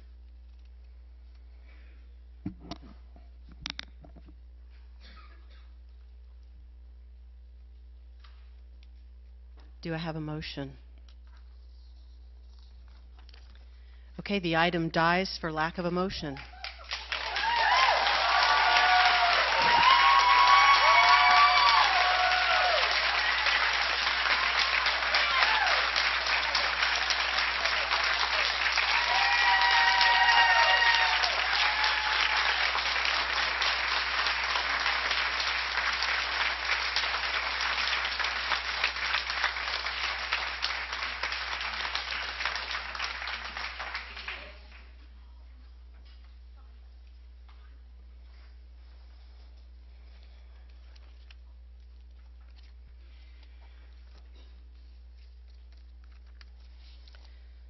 Okay, our next item up is item D5 under Business Affairs.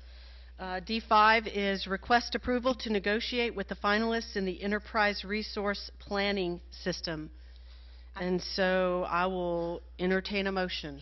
I'll move approval. I'll second. I have a motion for approval by Ms. Condon, a second by Ms. Karakis. Any discussion? I'll just say that Ms. McKinnon asked me to sit on this committee back in the spring when this first started going. Mrs. Racine needed someone to sit on there, and based on my professional experience from the past, Mrs. McKinnon called me and asked if I'd be willing to do this. And I had no idea the challenges that all of you that work in the district with terms have to deal with on a daily basis. And Mr. Hendrick told me that when he was hiring or interviewing for certain positions, that he would run across new college graduates who would say, "Oh yes, I've heard of that system, but I've never actually seen it," and they don't actually teach the platform that our terms is based on anymore. And my understanding from Mr. Weeks is that terms doesn't even support the terms we have anymore. So I didn't really realize how much in need we were. And then the real concern came about when I found out that terms is how everyone gets paid. And so it certainly would be a travesty if terms went down.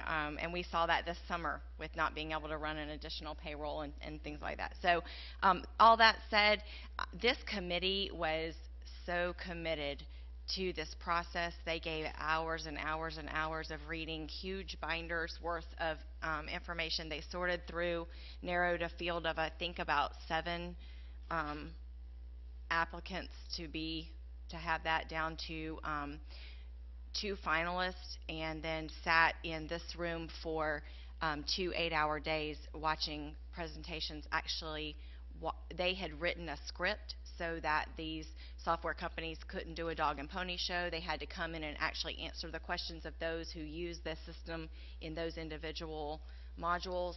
And I felt like they made a great effort in trying to do the best with the districts and the taxpayers' money. So I think that and one of the things that impressed me the most, I'll just take the time to say, is that Mr. Van Zant tells us a lot about those we have coming up on retirement in our district. And these professionals asked such great questions. They didn't ask just, how can this make my job better? They asked questions from the point of view of, if someone hasn't had my job for all the years, or if someone is looking at my job differently, or if someone walks in from the outside. They were just very thoughtful, very professional about the way they approached it, and I just wanted to publicly thank all of those people that spent hours and hours and hours of extra time looking at this. So please know that when they're asking for this has not gone into lightly, but will change the way that a lot of things happen for the better, I think, in the district. I just would like to also echo Ms. Condon's sentiments about this. As she stated back at the beginning of the year, I originally was going to sit on this committee because of the work that I do. We deal with ERP systems every day, and I can't tell you how critical it is to an operation this size to have a good updated ERP system. And so, however, because of the time requirements on that committee, I was not able to do it, and so I asked Ms. Condon to take my place. But You know, I have looked through the presentation here, and I think this committee has done a fantastic job, and I just would like to thank Ms. Condon, Ms. Legutko, and all of the 13 other folks that sat on this committee for their hard work, and just want to say that I'm looking forward to a good ERP system coming to Clay County. So that's all I'd like to say. Any other discussion? I would just say that it's so impressive to me, the teamwork that went into this, that it wasn't something that, you know, a few administrators decided we needed to do. No, it was a great team effort, and I was very impressed with the process, and seems like everybody has great buy-in because it was a team effort. So I just commend Ms. Legutko for her approach to it, and want to thank you all for your hard work. I know this was no small feat. Okay, if there's no other discussion, we'll have a vote. All those in favor say aye. Aye. All those opposed say no. Motion carries 5-0.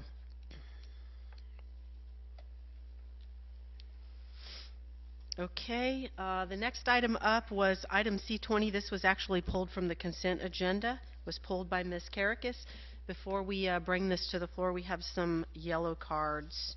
And so the first one is Ms. Renali Paiva.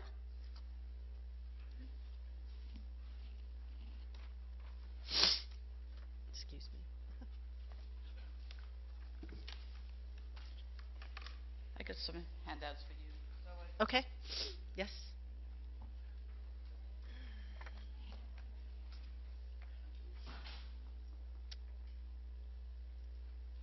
Thank you. Thank you.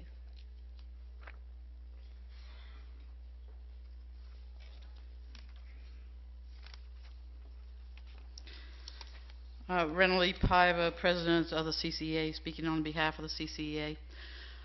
Good evening. For the past 5 months, I have spoken to you at school board meetings about raising revenue. Last week, Deputy Superintendent Cornegay told me that she didn't think that the school board fully understood that the CCA is ready and willing to work with them in support of finding a funding source. Let me be clear about this. The CCA is ready and willing to work with the superintendent, with the school board, and any other interested stakeholders to find revenue that will enable this district to get out of the crisis it's in. The definition of insanity, of course, everybody knows it, is doing the same thing over and over again and expecting a different result. The first page of the packet that I gave you is from your own budget review workshop that Mrs. Legutko gave to you. As you can see, from 1995 to 2009, we had a $250,000 supplementary discretionary levy. In 2009, we changed that levy to a $250,000 critical operation needs levy. We had this until 2013. That is when it stopped, and the school board has not asked for any levies since. Why not? We are in a financial crisis, and yet we have not explored any alternatives. We continue to think that we can just not give any salary adjustments to our teachers and our support staff, and somehow, by some miracle, we will have our fund balance hit 3%. I think it is obvious that that's not going to happen. On page 43 of the superintendent's annual financial report, it states that the unassigned general fund balance is $3 million, or 1.24%. Are you kidding me? Our fund balance is 1.24%, our unassigned general fund balance. What does it take for us to get the superintendent, the school board, the CCA, and all other parties on the same page for the betterment of this district? We certainly can start with a workshop. In your packet is the information on how St. Johns County worked together to pass their half-cent sales tax, another option. The St. Johns County president of their teachers union is here tonight, and she's going to explain how they did it, how they got all parties together to do such a thing. The last 2 pages of your packet is what Marion County did to raise revenue by putting resource teachers back in the classroom and for other operating needs. The CCA stands willing to help and to get this done. Thank you. And you did me very proud tonight. I'm very proud of this school board today. Thank you, Ms. Paiva. Michelle Dillon.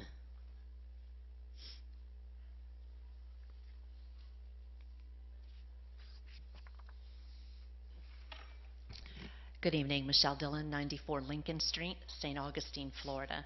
I am the president of the St. John's Education Association, which is the professional teachers union in St. Johns County. And I am here this evening to talk about collaborative relationships. As many of you are aware, St. Johns County is bursting at the seams with new developments springing up everywhere you look.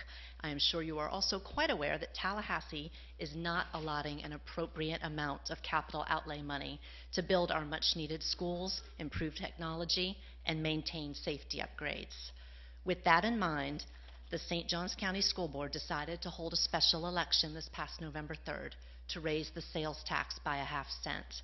Our union, SJEA, and our support staff union, SEGESPA, which stands for St. John's Educational Support Professionals Association, endorsed the referendum for the sales tax. Both unions worked collaboratively with our school board and a local PAC to advocate for the half-cent sales tax. Our union members, along with the support of our state organization, the Florida Education Association, jumped on board because we knew this was the right thing to do. We joined the district in their efforts to get out the vote. For example, the Deputy Superintendent of Operations and I spoke to local business groups about the importance of the sales tax referendum. We knocked on doors, we waved signs on street corners, we distributed flyers that our state union created. We made phone calls, and we got our members to the polls. This work was done collaboratively, the union and administration working together for a common goal. Collaborative relationships between the union and district are possible. I am proof of that. And in fact, these relationships benefit everyone, employees, students, and the community. I hope that you take my remarks to heart and know that you too can build a relationship with your union. It is possible. Thank you. Thank you. Could you just restate, what was the purpose for the half-cent sales tax? It was for capital outlay funds only. Thank it was you. not for anything else but that. Thank you.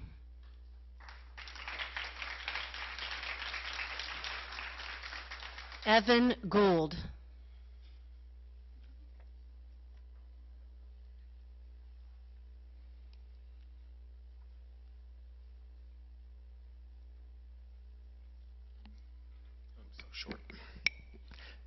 My name is Evan Gould. I live at 1885 Bluebonnet Way. Thank you very much for hearing me tonight. I am the drama and chorus teacher at Lake Asbury Junior High. Go Tigers. And I am proud of my students' accomplishments. I'm also proud of my own accomplishments because I practice what I teach. I perform in 4 to 5 shows each year in theaters all around the city of Jacksonville, at Players by the Sea, Theater Jacksonville, Atlantic Beach Experimental Theater. I'm currently in John Steinbeck's The Grapes of Wrath at Limelight Theater in St. Augustine, directed by one of our fine teachers here in Clay County, Mr. Dave Thomas at Middleburg High School.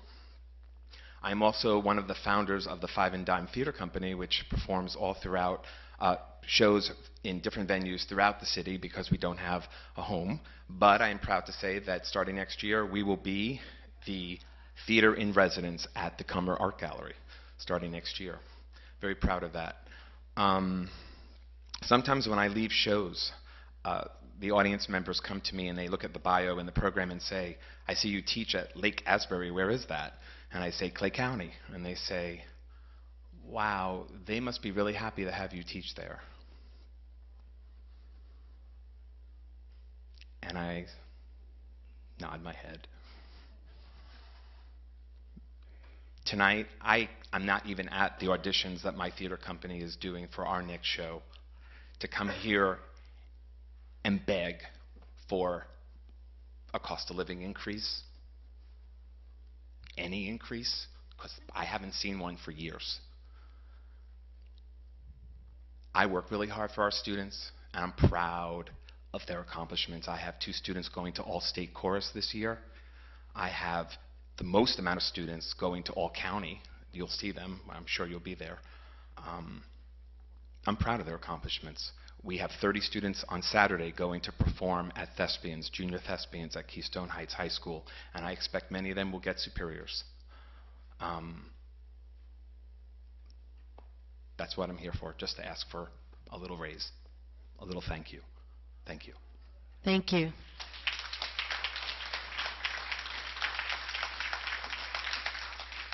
Okay, that was our last speaker. I will bring item C20 to the floor for a motion.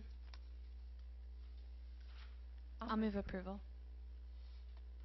I'm sorry, was that Ms. Gilhausen? I have a motion for approval by Ms. Gilhausen. Do I have a second?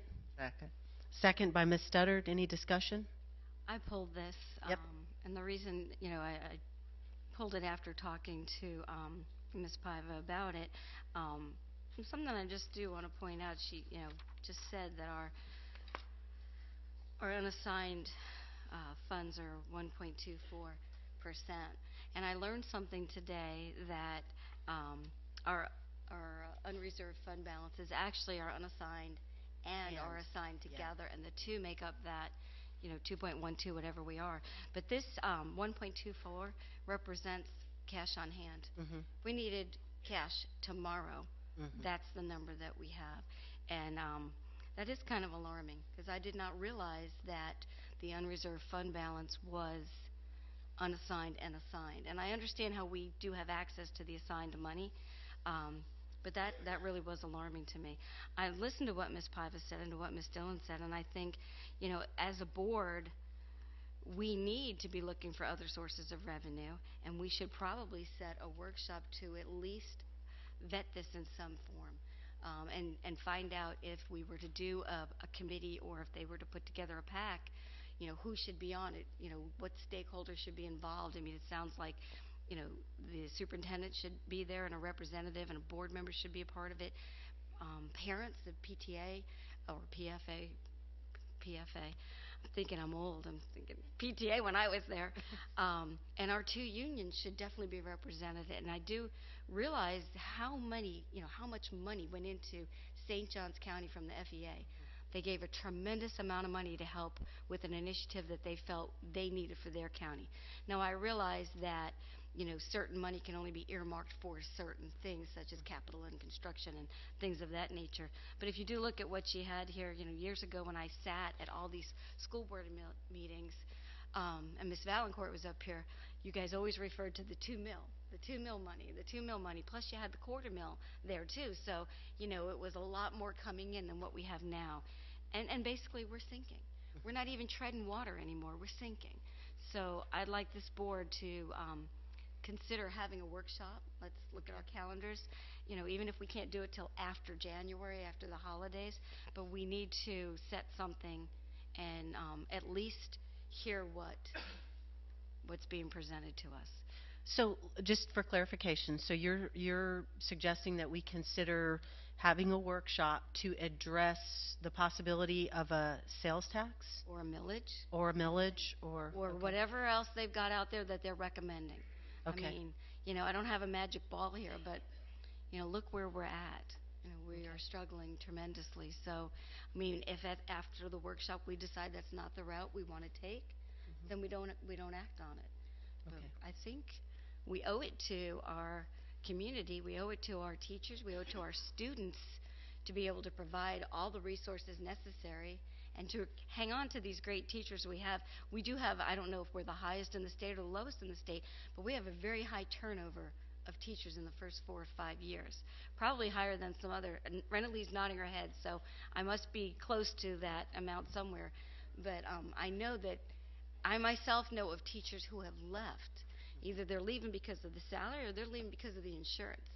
And, I was down at, I think I said it last month, at the county commission, and one of our ESC aides left. So, I'm thinking that, this board might want to consider that. So, majority will rule. We can decide on it or not. But that's the only reason that I pulled this. Ms. Gilhausen. It was my understanding when we approved the millage levy, that it's set by the state, and this was a grace period that they gave us because of, well, first it was because we were growing and needed to build schools, and then it was because the economy tanked. That was a referendum that was voted on for the additional 2 years. Right. And that's what this would be. That's what they're talking about. Not what's set by the state that we are mandated to, but an additional referendum on the ballot asking the citizens of the community, would you consider raising our millage rate by 1%? So we don't need state approval Not, to do that. No, that would be, we need the citizens to vote it in, and they would decide 2 years, 4 years, or however many years. Okay. Depending on what they want. We cannot, this board cannot Right. raise any more Right, money. right. The state determines this, and as you can see, you know, it wasn't our doings that the supplemental went away. That was the state. Right. We had no control over that. And then the other, we were in a growth Right. period where we were having to open a school every year. In fact, one year we opened 2 schools the same fall. But right now, I'll be honest with you, my concern with it, I mean, if y'all want to have a workshop, I'll go along with it. But right now, I think the timing could not be worse. I was so in just envy of St. Johns County. They have a fantastic school district, ranked #1 in the state of Florida. They are growing by leaps and bounds. We used to be bigger than them as far as student population. They've outgrown us now. They did theirs for I believe I heard on TV it was for capital outlay. projects, because they've got to have Exactly. buildings for their kids. We've got buildings that need kids in them, and we can't go out to the public and say this is to build schools or I agree. whatever.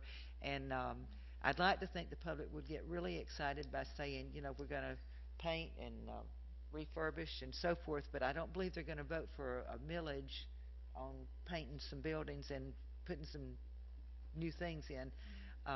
We need money in our operation budget. That's where we need the money. If we went out for something, it would have to go for that, because, you know, I don't think there's a soul up here that doesn't want to pay our employees more than we can pay them. I mean, we've sat here month after month and listened to their feelings, and we all understand it. And if we had money, we'd vote right now to give them money. Sure. Right today. But we don't have the money. The serious problem I see is that we need to get back. I heard Mr. Van Zant say at a meeting today, you know, about the $1 million that was cut. I think that we've got to go back and look at where we're spending our money, and we have got to trim the fat, because it is not right for our employees to continually go year. Oh boy, we didn't pay the light bill. Uh-oh, Ricky. Ooh. I thought we had enough left to pay for the lights. Okay. But all right. I don't mean to grandstand, and I'm not trying to be a naysayer about Renalee's idea. Right. I know she, on behalf of the teachers and the employees, they're desperate for some help, and I'm starting to feel desperate too, because you know, when I looked at this financial report, and I mean, even what are we now? 2.12 is the way we ended the year, but what are we right now, like 2.8 or 2.7 or somewhere? 2.12. We're still a long way from the 3%, and if y'all will remember, in the board meeting that we had at the Professional Development Center, by this time we were going to be at 2.75, and by the end of next June we were going to be at 3%, and at that point we were at what, around 2.4 or something, I don't remember. But instead of going forward and getting to the 2.75, we've gone backwards to 2.12, and something is out of kilter. And I'm saying, if we're going to have a workshop, we need to look at where we're spending our money. I wholeheartedly I agree just with would like to reiterate, Ms. Stutter, to your point, that, remember, when we did the budget workshop, there were a number of things that were explained to us. The reason why we went backwards, because there were certain things that were not properly budgeted for, such as the charter schools and things like that. So I think we understand where that money had to go to, and we understand that that's what drove us backwards. I just think that it's going to be a hard sell to go to the public and say, we want to raise your taxes so that we can raise our fund balance, you know. I don't know. I'm not entirely in favor of that yet, but we'll see how it goes. So I would just also add that, you know, we talk about trimming the fat, so to speak, and I know Superintendent Van Zant said that we're not done doing that. Right. And until we've fixed what we need to fix within our district, I don't feel right about asking the public to give us money until we've proven that we can we've managed what we have. Right. The only thing that I would like to add is that I don't know if this is true. I at one time had asked Dr. Copeland about something like a half-cent sales tax, and he had said to me that we could not do both that and the impact fees that we currently have, and so we would need clarification on that, because we would, you know, if you're just trading money for money, or if it would generate more money, or we don't know the answers, and so Two completely separate things. not The impact fee. well, Dr. and sales Copeland tax. said to me that you could not do both, and so I would like for not accurate. Dr. Lugutko. Okay, They don't need certainly any have back an and impact forth. fee in St. Johns County, don't they? Don't they have impact fees in St. Excuse- Johns County? Quite a bit higher than ours, and they just did a sales All I'm tax. saying is that I'd like to hear Yeah, from Dr. excuse me. Lugutko Yeah. about that. If we do a workshop, I would like to know the facts. So do you want to schedule? a Okay, workshop? so I'll tell you what, right now, we have an item up for vote. We can talk about a workshop when we get to the end of the meeting. We can talk about a workshop, I okay? think while we're on this item, and this is the reason for it, we should just go ahead and decide right now before moving forward. It's part of the discussion. Putting it off to the end is just making these people wait longer. So do we want to have a workshop or not? We should just decide. Do we want a workshop? What's the consensus? I don't feel like I am not in but favor of a workshop. If you would like one, I'm okay with that. If you feel like you need one, that's fine by me, but I don't personally feel the I need think for the it. community wants it, and because, you know, they're stakeholders in this, we need to have it. I will not be real inclined to move forward with that for several reasons till we have some individual conversations, and I'd like to talk to Ms. Paiva about it too. But the key ingredient to this, and the reason St. John's was successful, is St. John's School District has a high degree of public trust. And I'm going to guess that in the next 30 minutes, our public trust in this school system is going to be even further eroded. So it will take some collaboration, and we'll have to have some very serious discussions about that. So up until that time, to where our public trust meter has gone up a lot higher than it currently is, the whole conversation is moot, as far as I'm concerned. So what is the consensus of the board? Do we need to take a vote on that, or? No? If y'all want a workshop, I have no objections. I'm willing to talk about anything. I would agree, and maybe we should also cater to Mr. Van Zant's caveat that he would like to have some personal conversations before we set a date for that. I'm okay with that. Would you be okay with after the first of the year? Yes. Okay. Can we think about a date? Do we have to decide on a date right now? We can just agree that we'll do one after the first of the year? Why don't we, at the January meeting, Sure. set a date to have a workshop? Okay. We'll make sure that's Does on that meet your... a discussion be able to item talk on it. with other folks? That gives Mr. Van Zant plenty of time to have his independent conversations. Okay. All right. Okay. Okay, so I forgot who made the motion and who seconded it, but Did I make the motion? Ms. Gilhousen made the motion, Ms. Condon seconded it. All those I'm sorry, Ms. Studdard. All those in favor say aye. Aye. Aye. All those opposed say no. Did you vote, Ms. Studdard? Okay, did. motion carries 5-0. I don't know if my... Yeah, it's on. Okay. Next item up is item D6. This is the review of Synergistics Energy Conservation Program. This item does not need a motion. Mr. Merrill, is this you? I didn't have a name up here. It's a great lead-in.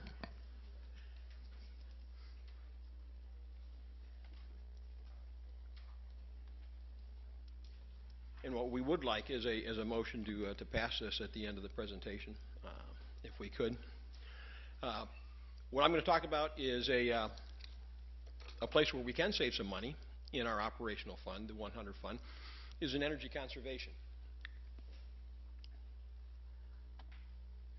This is our trend as far as our energy dollars per square foot for the past 6 years or so, up through 13, 14.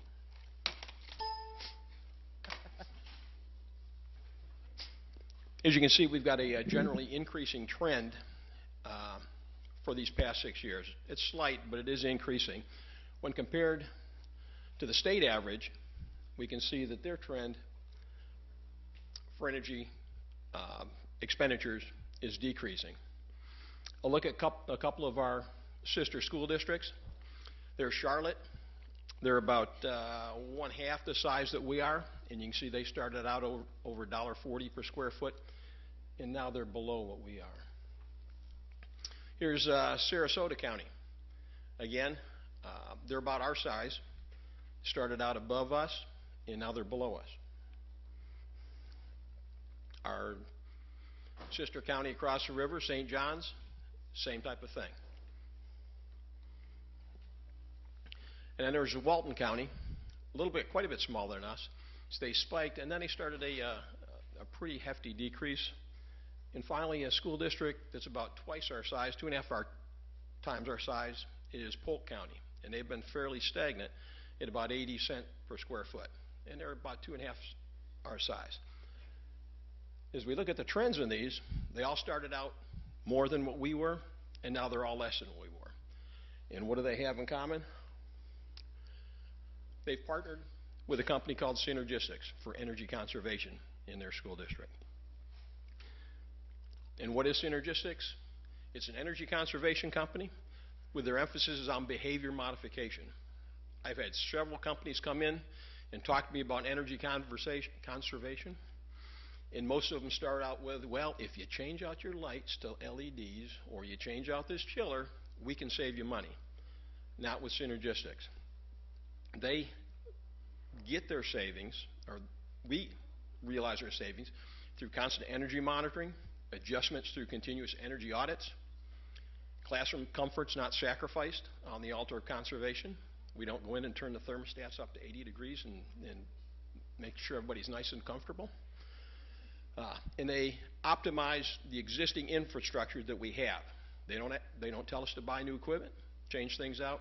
They're going to take what we have, optimize it, and tweak it until it works the way it should. The program basics. Synergistic will provide the district with 3 energy specialists. They're hired and paid for by Synergistics. We don't hire them. They don't belong to us. They belong to Synergistics. But there is district input on their hiring. As they interview their people, we will get sort of we'll be consulted on whether we want to hire the people that they have. They're going to be trained by Synergistics. They'll take them back to Dallas, Texas, and train them up, where they have a extensive engineering support staff that will support these folks. They will work out of our offices in close coordination with the coordinator of operations, who's Bruce Harvin, who is in charge of our energy program. And they become a force multiplier for our HVAC shop. Presently, we have 12 HVAC guys and gals who take care of all the air conditioning in the county and take care of all the kitchen equipment in the county.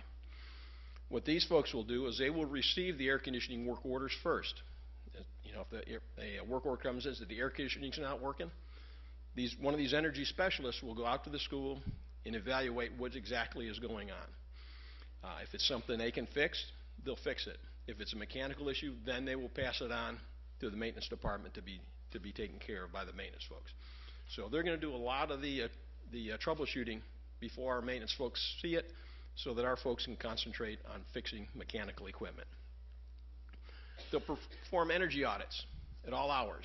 They'll be wandering around on Saturdays, Sunday evenings, 3 o'clock in the morning. They'll be wandering through schools, finding out why is that air conditioner running? Why is that exhaust fan running?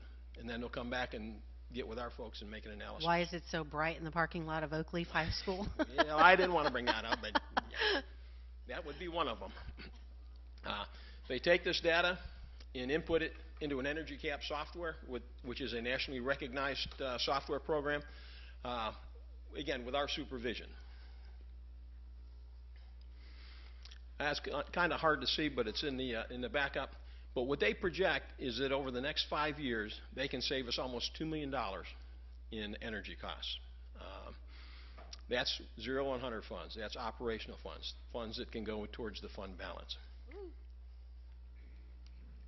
How do they do it? They go out and they look at every meter. And they're an all-encompassing energy resource. They look at water, sewer, fuel oil, as well as electricity. So they're not just concentrating in one area. They look at every meter to make sure it's ours, to make sure it's verified, and make sure it's operating. They analyze our past bills and evaluate any anomalies. And then they set up a baseline. As I said, the Energy Cap software is an independent third-party software. It normalizes the data to account for weather. So that if we look at our base year, if the average temperature in February of our base year was 30 degrees, but the average temperature in February of this year is 50 degrees, obviously we don't have the heating costs that we had back in our base year. This program is going to figure that out, and they're going to tell Synergistics, you don't get credit for that. It's nothing you did, it's the temperature that's different, so you're not going to get credit for that energy savings. It does the same if we should replace a chiller. If we have a 20 or 30-year-old chiller that breaks and we replace it with a more efficient model, we're going to input the engineering data into the program, and it's going to say, okay, we saved energy, but it was because of the new chiller, not because of anything Synergistic did, and they won't get credit for it. So they only get credit for things that they help us with. How's the program paid for? Once the baseline year is established, all utility usage is referenced to that base year. So, we're going to take a look at the savings. So the utility use for September of the current year is compared to the utility use for September in the baseline year. If the utility use, say, was 5 million kilowatts in September, in this year it's 4 million kilowatts, there's an energy savings there of 1 million kilowatts. We will be billed by Synergistics for 500,000 kilowatts at the current rate. We will keep the other 500,000 kilowatts in our own pocket. The first 6 months is considered a quick start period because they're gearing up, they're hiring people, they're going through training. There's going to be some energy savings, but Synergistics won't bill us for that. The first 6 months is all in our pocket. So anything that we can do during that first 6 months, we get to keep. The contract period is for a total of 5.5 years. And at the end of the contract period, there are options for continuing the program with Synergistics. If you remember Polk County down there at 80 cents per square foot, they started with Synergistics back in 1992. And so they have continued working with them, and they have maintained their energy level way below what we are. Our responsibility to support the program through policy and practice. Since it's not changing out equipment, it's attitudinal changes. So we're going to have to set up a policy, and we're going to have to put some teeth into it to make sure that it's being followed. We'll appoint a program liaison, which will probably be Bruce Harvin, our coordinator of operations. We'll give them our past records so they can input them into the software program. Provide them access to our EMCS so they can get in and change set points, change schedules, work with the principals on that. Not allow any third-party interference to come in and muck up the works, and then substantially implement the program. Since we're not changing out equipment, there's going to be several recommendations they're going to be giving us on scheduling and everything else. We don't have to do all of them. We don't have to do 100% of them, but we got to substantially follow what they're asking us to do. The pros and cons. No upfront out-of-pocket costs except for the Energy Cap software. The savings are guaranteed to exceed all investments in the program, which includes the cost of the software and any fees. If you see the cons there, the cost of the Energy Cap software is $13,800 for the first 3 years, and then $5,382 after that. for each year. If during that first year we only save $10,000 in energy cost, Synergistics is going to write us a check for $3,800 to cover the cost of that software. Basically no risk to us. We get 3 energy specialists dedicated to the task, but they're paid for by Synergistics. And they've got proven results in other Florida districts, including St. Johns County and other districts nationwide. Why can't we do it ourselves? It seems easy. Well, we don't have the funds, obviously, to hire 3 people dedicated to energy conservation.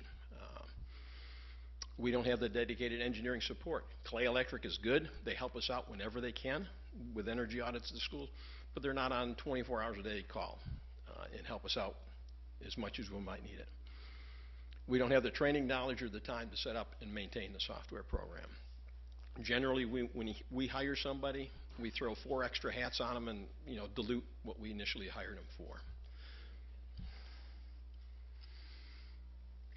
This is the support team that Synergistics has. Professional engineers, HVAC design engineers, and also, if you look down there, landscape and irrigation professionals. Again, they're a total company. They're looking at water and sewer, and irrigation is a big part of the bill that we have, particularly at the high schools with the athletic fields. In a nutshell,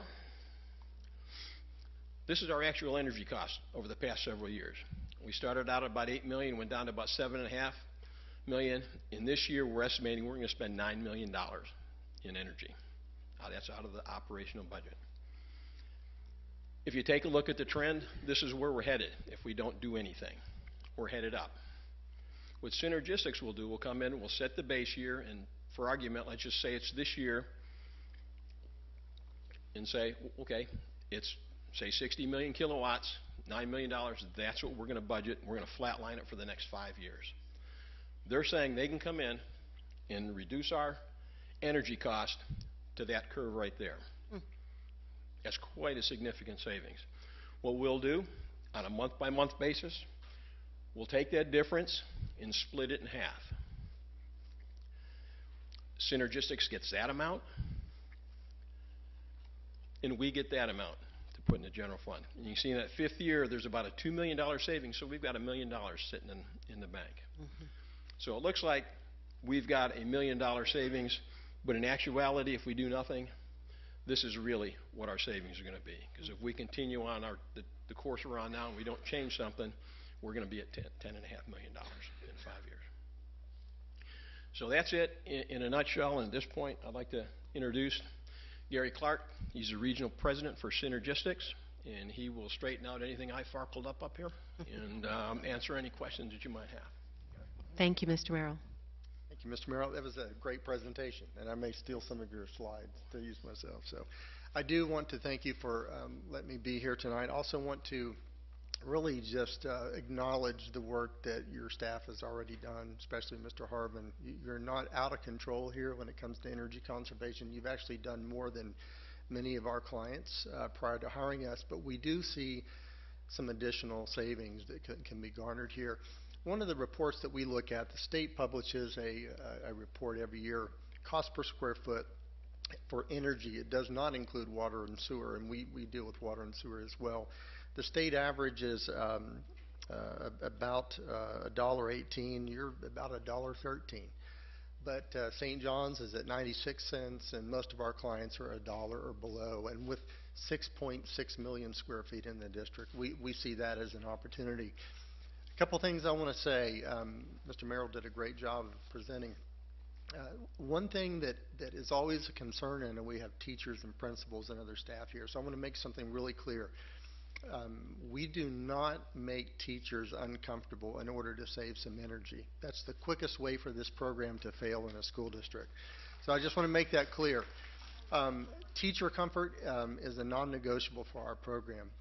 In fact, the 3 energy specialists that we would hire are probably going to come from your community. They may even be a former district employee. We get a lot of retirees from the school district, and that works really well. But if there's a comfort complaint from the teacher, they would actually go out, one of these 3 people, and deal with that complaint. And if something is broken, then they, as Mr. Merrill said, would work with the maintenance staff and get it repaired. We also make sure all the air standards for ASHRAE are complied with. You have to have so much fresh air coming into the building depending on the number of students. We make sure all those things are complied with. So really the savings is focused on the unoccupied periods more than anything else. If something is on and it doesn't need to be on for any reason whatsoever, that's wasteful. And those are dollars that are going to pay bills that we believe you could capture and use for other needs. And obviously, you're like everyone, you have plenty of needs. So the problem is trying to free up some of that funding. So we do believe we can help you here. We can't solve all your challenges that you're having to deal with, but we do believe we can help you. It's a budget neutral item. It's funded out of your utility budget. I've been doing this 22 years with Synergistic. Every single client that's ever hired us, and we've got 1,400 of them nationwide, they've all been able to hire us and fund the program out of their utility budget that they had planned for that 5-year period. And as was mentioned, if you don't cover your cost at any year, we write a check back to make you whole on that. We've only had to write 8 checks, and the company's coming up on its 30th year. So I'll be glad to answer any questions that you might have. We sent you a lot of materials, and Mr. Merrill did a great job in presenting, so I will leave it at that and be glad to answer any questions. Any questions? Okay, thank you very much. Yes, ma'am. Madam Chairman, there is a proposed contract with Synergistics in the agenda for this evening that would start on January 1st, which would mean our quick start period ends on July 1st, which gets us right into a cycle with our fiscal year, which works out great. So, thank you. Okay, thank you. Now, are we approving the contract, or it was my understanding when you met with us that you wanted the approval to negotiate this contract? Negotiating was with ERP. There is a contract. You're ready to go? Yes. Okay. Yes. Yeah, so what's on the agenda is a recommended action to approve the contract with Synergistic. And that's, all that information is in our backup. So I'll entertain a motion. I'll move approval. Second. I have a motion for approval by Ms. Karakis, a second by Ms. Studdard. Any further discussion? Okay. All those in favor say aye. Aye. All those opposed say no. Motion carries 5-0. I'd like to say something. Yeah. Mr. Merrill, my hat's off to you for being smart enough to meet with all the board members. We had already individually seen this presentation, and we were able to ask those questions that we weren't sure if they were dumb questions or not, but we asked them, I'm sure. But it really helped, and it gave us enough time to really look into this before tonight. But I'm glad that you did this so that they can understand it and the public can understand it. You did a good job. Okay, thank you, Ms. Studdard. Okay, we now move to presentations from the audience, and so I've got several cards here. I'll start with Donna Mace. Is that?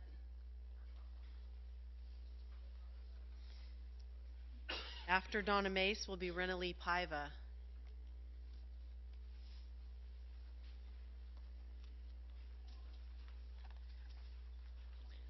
My name is Donna Mace, and I live at 3570 Russell Road, Green Cove Springs. I'm here to say the community is listening. The community is interested in raising money for salaries for our people. I have 9 grandchildren in your public schools. They come home and tell me how their teachers are working second jobs. I'm concerned. Teachers should not be working second jobs. Their first job is more of a job than they need. Once I started looking into it, I found out support staff are really struggling. I sat here in last month's meeting and heard how people go home with $40 for 2 weeks' pay driving my child's bus. That concerns me. I know that our teachers, because I seem to go to a lot of schools now that I'm retired, are paying for supplies out of their own money for their classrooms. They are teaching classes that exceed the state's Class Size Amendment Act. They are on campus before and after their contract hours, except for this week. And I'll tell you what a difference that looks like in parking lots. I've heard it justified that district employees have received pay raises because they have moved to jobs with additional responsibilities. These teachers in the last 3 years have moved to different jobs with added responsibilities. Unless you're out there in that classroom, you don't understand. They have larger class sizes now because you're not following Class Size Amendment Act. They have test results of their students that will determine whether or not they receive merit pay, whether or not they can keep their jobs. That's a big difference. They are now spending oodles of time analyzing data from things that you're paying for, like Performance Matters. Most of these ladies and gentlemen in those classrooms know which children need reinforcement and help without Performance Matters. Your support staff go the extra mile every day. I have bus drivers that ask my grandchild, "Why weren't you on the bus this morning? Will you be here this afternoon?" School nurses that care, custodians that work extra hard, know the children by first name in your buildings. And I'm finding out they've gone 7 years without a pay raise. Oh my gosh, it's ridiculous. I suggest that you start analyzing your budget. I have that workshop. The community will support you. Testing costs, Performance Matters. Let's look at it. You can't continue to pay your employees inadequate salaries. They can't even afford your YMCA benefit of $40 a month. It's ridiculous. Clay County is not putting our children first if we continue to put these teachers and support staff last. Thank you. Thank you. Ms. Paiva.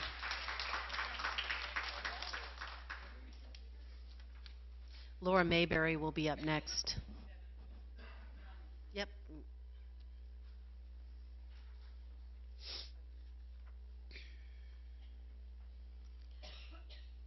Thank you.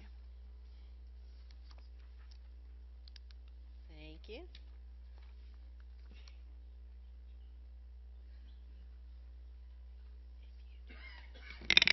Renly Piper speaking on behalf of the CCEA. I didn't do a speech for this one because I didn't know which way you guys are going to go on this workshop on discussing raising revenue. I am absolutely always open to speak to Mr. Van Sant, and I really mean that. I think this is a collaborative effort. We have to discuss it. So I'm pleased that you're going to discuss it in January. Whether we do it or not, it doesn't matter. But I have done a little bit of research.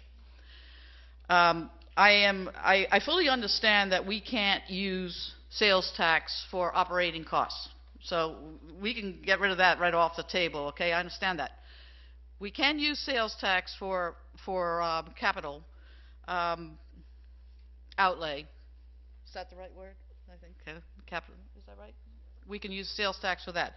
If you look where Clay County is, and I'm sorry, if you look at that I just gave you, this is the sales tax for the state of Florida, and what it shows what's available. If you look where Clay is, and you go across, I tried to highlight it.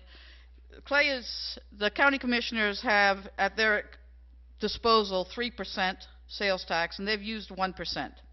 So they still have 2% left. The school board has a 0.5 half-penny sales tax available to them. This is under statute, and we have used none. Having said that, let's remember you can't use sales tax for anything except building buildings like St. John's. That was their needs, unless it frees up money and we can use the money for something else. So that's something that the workshop needs to discuss, if you get my drift.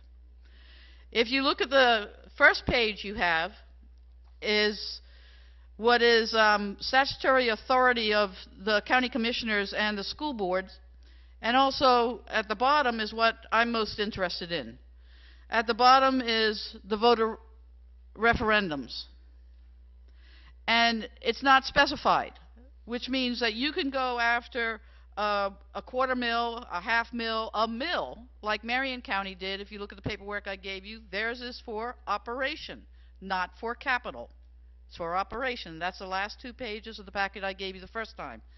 If you go over that, then we have operating of for 2 years or for 4 years, and the referendum has to be written very precisely. That's what this workshop's about. If it's viable, we can do it. And Mr. Van Sant, we certainly really do need the conversation before the workshop, because I don't know. All I know is we have to do something better than we're doing now. Thank you. Thank you, Ms. Paiva. Laura Mayberry, and then Ginger Burris. My name is Laura Mayberry, and you have my address on file. Will Rogers once said, "When you find yourself in a hole, quit digging." As an avid poker player, I prefer the Kenny Rogers version. You gotta know when to hold 'em, know when to fold 'em, and know when to walk away. This school district has invested a lot of time and money on flavor of the month textbooks, technology, and programs, when it should be listening to and focusing on the needs of its teachers. We seem to keep throwing good money after bad instead of admitting that we are on the wrong course. In economics, I teach my students about the concept of sunk costs. How many times have you been in a long line at the grocery store and a new line opens up and you say, "Well, I'll just stay where I'm at because I've already been here for a while"? We do it all the time, but it's completely irrational. I play poker with people who say, "Well, I've got this much money in the pot, I might as well see it through," even though they know they have the losing hand. It's a sunk cost. This school district has the losing hand with ignoring the class size amendment, PLCs, academies, and performance matters testing, yet it appears that you are ready to go all in. How many times do we need to test our students to see if they are ready for the big test? And do the results of the big test even matter? We're not objecting to the new ways of doing things, but we need to be allowed to discover what works and what doesn't, and make decisions about the needs of our students at the classroom level. That's the job you hired us to do, so let us do it. Get out of the hand and let us play. We're told to differentiate our instruction, but we are given one-size-fits-all mandates for our professional development. We are told to help our students learn critical thinking skills, but we as teachers are placed inside a very small box called the Framework for Intentional Teaching. I don't know what you guys think we've been doing this whole time. Accidentally teaching? I didn't trip and fall into a lesson plan. I didn't open my mouth in class today and, oops, some vocabulary came out. That's just, we've been doing this the whole time. We as teachers are already all in, but you keep upping the ante. We've asked teachers to work to contract for just 1 week, and they tell us it's impossible. And some are even scared they could get in trouble if the work doesn't all get done. And how sad is that? We could say we're going to keep this up all year, but you'd call our bluff. You know we'll ultimately do what needs to be done, but you have to ask yourself, are you willing to win at any price? In 279 BC, King Pyrrhus defeated the Romans, but suffered such huge losses that after the fact, he said, "If I win another one like this, we'll lose." This inspired the phrase Pyrrhic victory, meaning a victory that inflicts such a devastating toll on the victor that it is tantamount to defeat. We are your troops. Stop shooting us in the foot. Thank you. Thank you. Ginger Burris, and then Mr. Keith Nichols.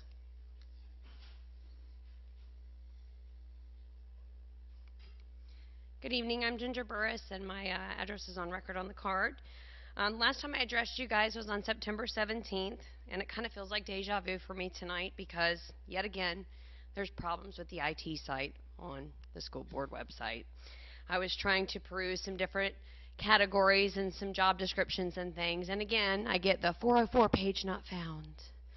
So I find it very interesting. That's not even what I actually wanted to talk to you about tonight, though, but I just found that interesting and thought I'd throw that out there because, yet again, here we stand with the same issue that we had 2 months ago. What I wanted to bring to your attention tonight, I actually shared with a few of the school board members on Friday evening because we received an email Thursday afternoon letting us know that $136,334.09 was being returned to us from our health insurance provider to the policyholders because they did not meet the 85% medical loss ratio that they were required to do. According to our original email on November 4th, that money was supposed to be returned to the policyholders in the HMO program on this paycheck. And again, deja vu, a glitch in the system. Wow. Funny how that seems to happen every time it comes to people's money. I would like to know, where's the interest going to go for that $136,334.09 check that you guys have put into the bank? Because according to the letter I got from the insurance company, it was required to be in your possession no later than September 30th, which means when the email came out Thursday notifying us that you guys had found a glitch in your system, quote unquote, and that you'd have it rectified no later than our final paycheck in December. Really? You're going to keep our money for another month when you already found the glitch? So you should already be repairing it. Why would we not get that on our very next paycheck? It's a minimal cost for me. It was $1.51. But for the person with family coverage, that was $80+ that they were expecting to get. And I have a coworker out here who has a 9-day paycheck for $3.93. Pretty sure she would have been excited to get that extra $50 because she carries her spouse on her policy. So how dare you take our money, because we pay those policy premiums. That's our money to do what we want to do with it. And how dare you blame a system glitch on withholding pay again for the second time within 3 months. Thank you. Thank you. Madam Chair, Yes, could we ask the superintendent to address that? we can ask him. Ms. Legutko or Dr. Legutko. Thank you. I am pleased to say that we did find that glitch, and of course it is the system that we have. We could not generate the checks over once the payroll system has run, or the regular paychecks have run. So with that being said, I am wanting to confirm that those payments will be in the next paycheck. The reason I used the December payroll was I wanted to ensure that all the processing will take place and that I can guarantee that that amount of the dollars will be in the employee's paycheck. So with that being said, I can confirm that with surety that the payments will be in the next payroll check. Thank you. Thank you.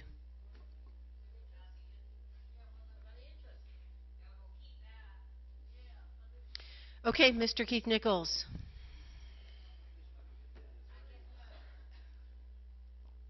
Hi, my name is Keith Nichols. My address is on the record card. Long time ago, when my first daughter was a freshman in high school, she was taking freshman English, and she got toward the end of the year, and she was doing real good in English, and she decided when it came to being a sophomore that she wanted to try to do honors English, so she put in for it. Next year, she was really disappointed in the first week to find out that she didn't get picked up for honors English. And she went to the guidance counselor to ask for it to be changed. The guidance counselor said she'd take care of it, and 3 days later, I get told that I have to go in to see Mr. McCabe, and the reason why is because the administrator did not give her her honors English. I sat there and I listened while my daughter gave an impassioned plea why she wanted to be in honors English, and at the end of it, with her plea, I saw Mr. McCabe doing his nodding of his head and not paying any attention to what she said, and he turned around and made a sales pitch to me. And what he was telling me was, Mr. Nichols, he said, the reason why we're doing this is because we like to try to set our students up for success. Now, your daughter's grades are good enough that she should be able to get into honors English, but we want to make sure that she succeeds, and she might struggle with this. So we want to make sure that, she gets a good record going. And I just looked at him, and you all that know me know that wasn't the right thing to say. And I just looked at him, and I basically said, I would rather her to struggle and fail than to never know what her real limits are. Now, you're sitting here and you're talking about all this testing. One of the things you need to understand, you don't need that testing. Your testing is right there. That's your teachers. Your teachers know your students. And where we have our problem is that we're sitting here and we're telling our kids, here's a little box, and you go from step 1 to step 2. And if you do this 13 times in a row, we're going to give you a piece of paper and we're going to call it a life achievement.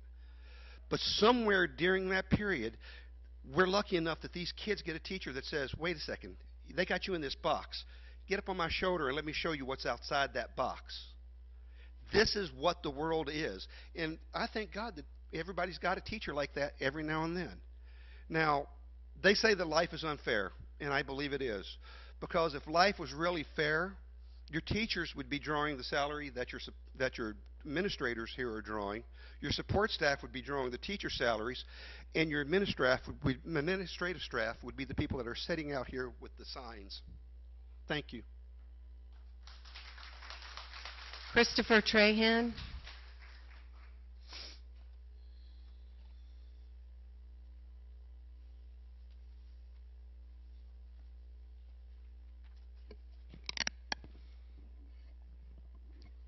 Christopher Trahan, and my address is on the card for the record.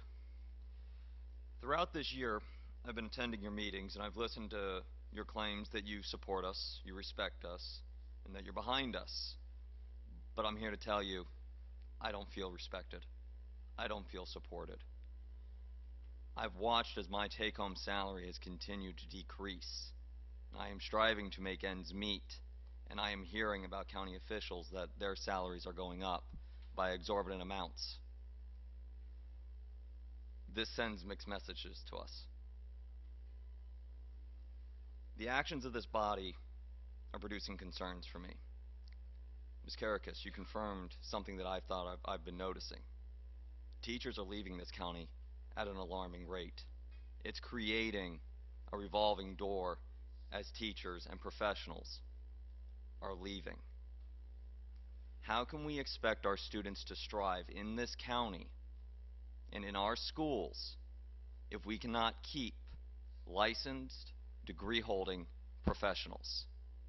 We need your support. We cannot do our jobs effectively to the standards that this community holds its educators without your backing, and that backing comes with a livable wage. We have our responsibilities to ourselves and our families, and teachers are leaving this county to go to other professions and other counties where they can take care of themselves. We've already lost one Teacher of the Year. Last year's Teacher of the Year left so he could go to a county that would allow him to start a family. This used to be the crown jewel of Florida schools. We have not been an A district in several years now. We are falling at an alarming rate. How far do we have to fall before the trend changes?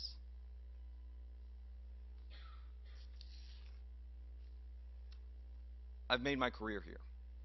My family actually moved here. My father was Navy. He retired here. They chose to retire here because of the schools. My mother actually informed me tonight that if this had been going on now when my sister and I were in school, they would not have stayed here. Okay? I've served in this county for 8 years as a teacher. And I can tell you right now, I've never seen the morale of my colleagues as low as it is now, and I've never experienced a more toxic working environment than what I am experiencing right now. This has to change. Thank you. Thank you. Teresa Dixon.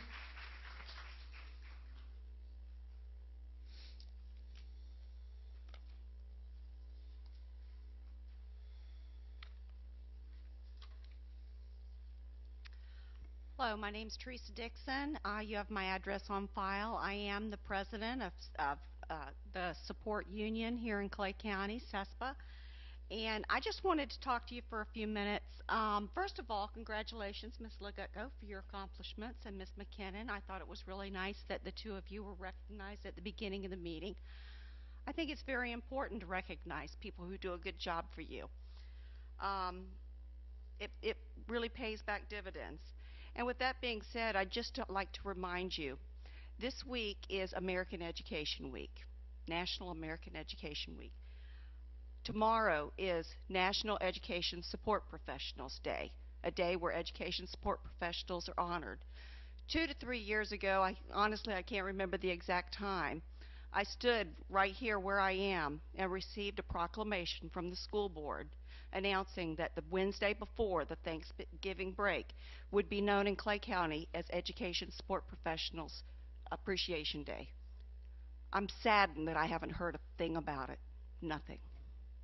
There's been no recognition. Our support employees are struggling, and they can't even get that one special recognition, and it really makes me sad.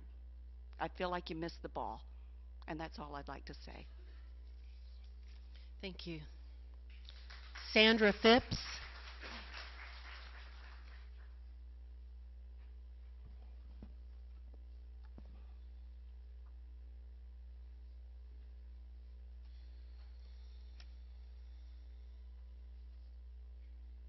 Good evening.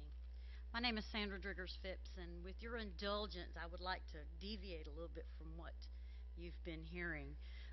Several months ago, a school bus driver spoke to you about the effects of the rising cost of health insurance and the fact that the support employees of this school district have not received a salary increase in several years, among other things. She told how her latest paycheck after deductions totaled about $71. This was all she had to buy groceries and pay bills. At that time, she also mentioned that a co-worker had had to pawn her dead husband's wedding rings to pay her bills. I would like for you to know that I am that co-worker. Luckily for me, when word got out that I was that person, several people in the community, including an elementary school principal, a local construction contractor, a city councilman, and many of our co-workers offered funds to help me get my husband's rings back. After doing so, I found that there were funds left over, and I asked some of those who had donated what I should do with the remaining funds. I was told to use it to help other support employees who need help.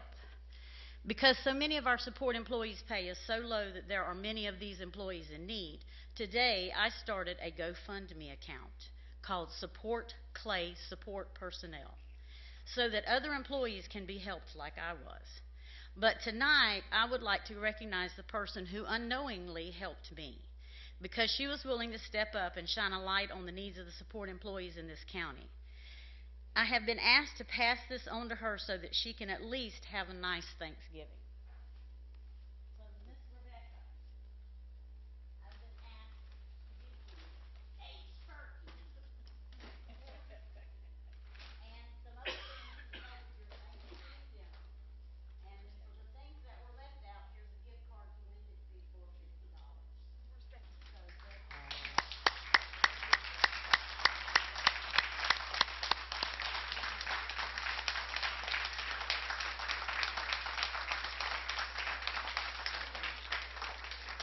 support, help, and support. Now, I would like to, after saying that, I would like to say to the board, we understand that there's a problem in the county. We understand that there's not a lot of money. But when we hear that, that district-level administrators are getting increases in their salary, and you want to sit at the bargaining table and tell us that we can't, then we have a problem. When employees have to go out and get donations to help other employees, that's a sad situation in Clay County. Thank you. And with that, Miss Rebecca Smith.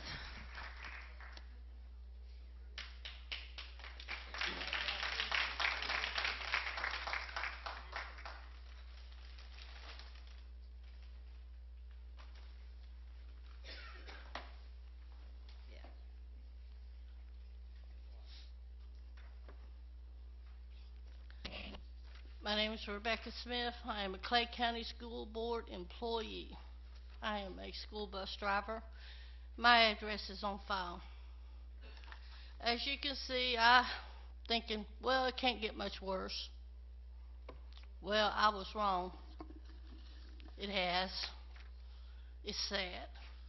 When I first seen my paycheck, I thought, whoa, man, there's a mistake here. Only to learn there's no mistake. That is my paycheck. Out of $724.21, I was lucky to bring home $3.93. Now, I got to buy gas for 2 weeks coming up. I had to tell my daughter there would be no Christmas this year for my grandchildren. There's just not. No matter how much I try to tighten my belt, I can't tighten no more. I worked about 62 hours.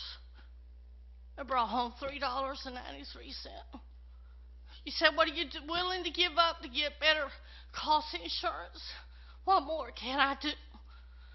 It's going to cost me to work for you for these next 2 weeks. What am I supposed to do for buying groceries?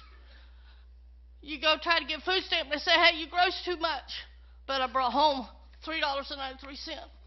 I've got co-workers out here to try to get low-income housing only to find out, believe it or not, they couldn't get it. They turned down food stamps because they made $11 too much. What more do you want? What more can we do? Seriously. Tell me what to do, and I'll jump through your hoops. What do you expect, Mr. Van Zant? School board members, what do you want? Tell us what to do. I show up for work. I give you 100%, Mr. Van Zant. 100%. I do my job with professionalism. I drive and transport these children safely from home to school and back to home on a schedule. Sick and all. I was out yesterday sick, and I'm here tonight sick. Only because it's so important. Not only am I suffering, you got coworkers out. My coworkers are suffering. Here I am toting them food. Can you believe that? I got compassion. I care for my coworkers. Can't y'all care for us? That's all we're asking. Say you appreciate us. Words are cheap. Action speaks louder. We need help. We're drowning here. I don't know what else to say. Y'all got to do better. What do you want me to do? Thank you. I won't have no Christmas or holidays this year. But, of course, that don't matter. Thank you, Ms. Smith. Tracy Butler.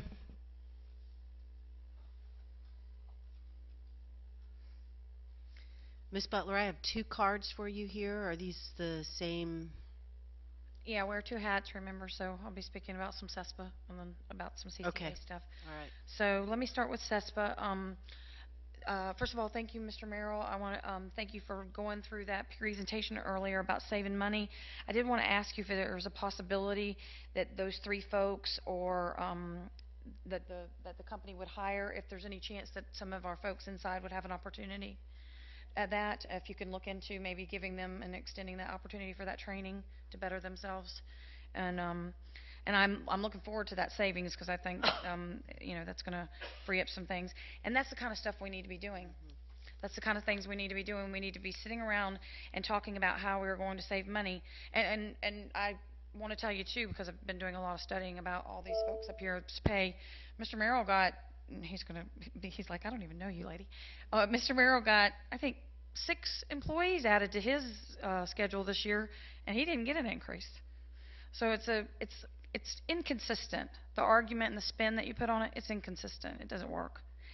So here's the thing that whenever I work for AT&T, this is the kind of stuff, and I may have said this last time, but whenever you tighten your belt, you tighten your belt across the board.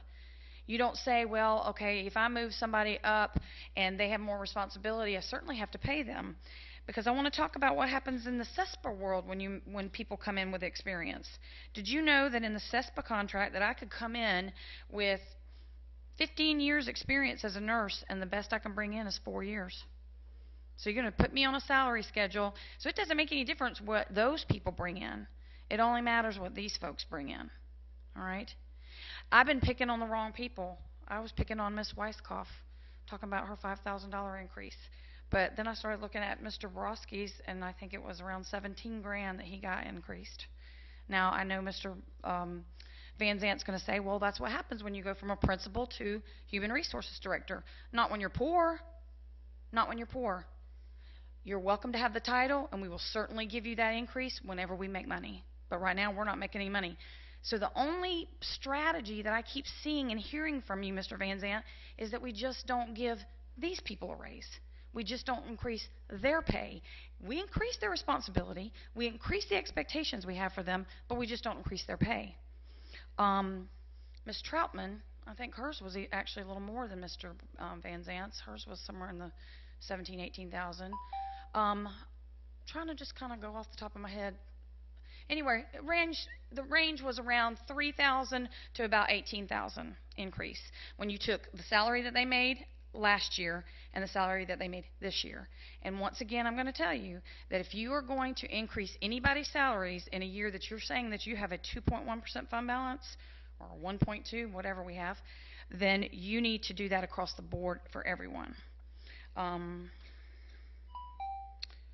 So now I go to my CCA, or you want me to sit down and come back? No, you're good. You can start that 3 minutes over again. Okay.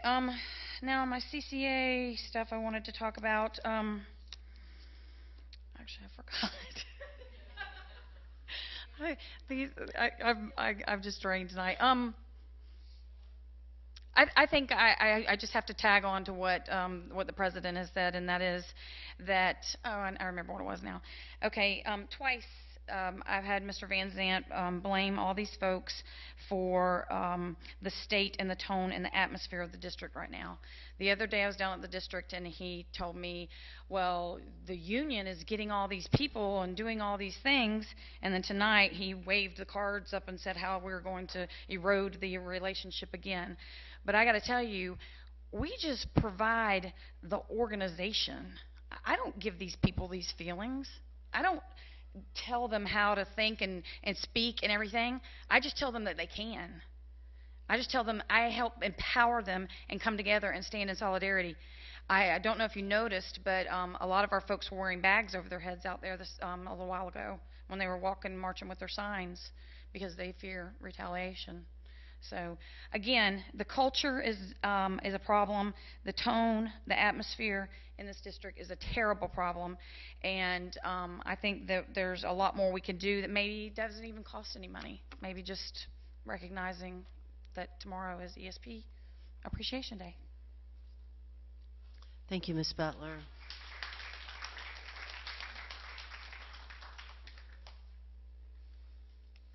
Okay, superintendent requests.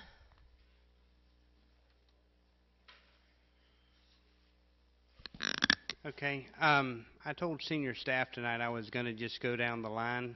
There's been a lot of things said, some of them with perfect clarity and some of them not so much, and just give them an opportunity to clarify anything that was brought up in their area if they would like to. So I'll just start with Mr. Merrill and go down the line. Thank you, Superintendent, Madam Chairman, and the members of the board. First of all, I'm a little bit conflicted. I have the utmost respect for our bus drivers and what they do on a daily basis. I don't know if I could do it myself. But I sat here quietly for the past several months and, listened as several of them have gotten up and insulted the board and the superintendent, saying that you disrespect them and that you pay them poverty-level wages. And then they go on to denigrate the Director of Transportation for doing his job as effectively and as efficiently as possible. I think it's time for a little bit of truth in advertising. First, in accordance with the CESPA contract, bus drivers are only guaranteed 6 hours of work per day for the normal school year. Nothing more, nothing less. Bus drivers are paid at a band and grade of B21.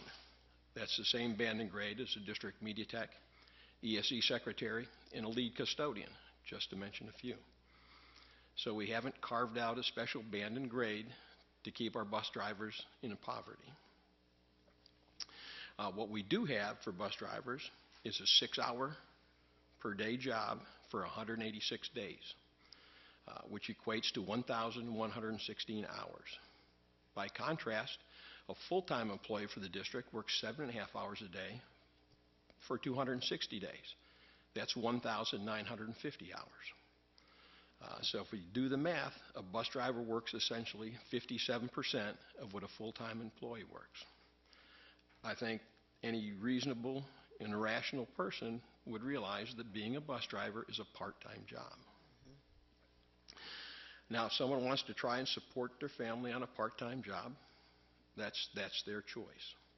However, I don't believe anyone hid what the hours were or what the pay rate was when they signed their contract to become a bus driver. By all means, they should lobby and present their case for increased hours and increased pay, but they should be truthful and upfront about it. And when they say the school board pays poverty wages, realize it's for a part-time job that works just a little over 50% of what a full-time employee works. Which brings me to my second point. Robert Warrenberg is one of the most conscientious and innovative directors in the district. He and his team are constantly looking for ways to optimize routes, improve efficiency, and save money, which apparently doesn't sit well with some folks. When he's able to efficiently handle a route with a double back instead of putting another bus on the road, and although that driver gets additional hours, which equates to additional pays, he gets criticized for not allowing enough bathroom breaks. Remember, Each bus that he puts on a road equates to almost one teacher in the classroom. So efficient route management can directly impact our schools. And of course, he gets castigated if he requires the drivers to actually work their full 6 hours by cleaning their buses or cleaning the windows on their buses after they get done with their routes. Bus drivers have a tough job, no doubt about it. I have the utmost respect for what they do on a day-to-day basis, but they're adults, and I don't believe anyone twisted their arm to sign a contract, and I know Robert didn't promise them anything except what was in the contract. I fully expect them to continue to present their case, but just keep in mind, it's an important job, but it's a part-time job. Thank you.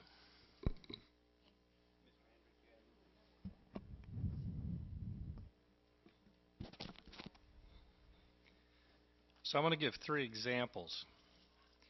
$5,928, $8,794, $14,274.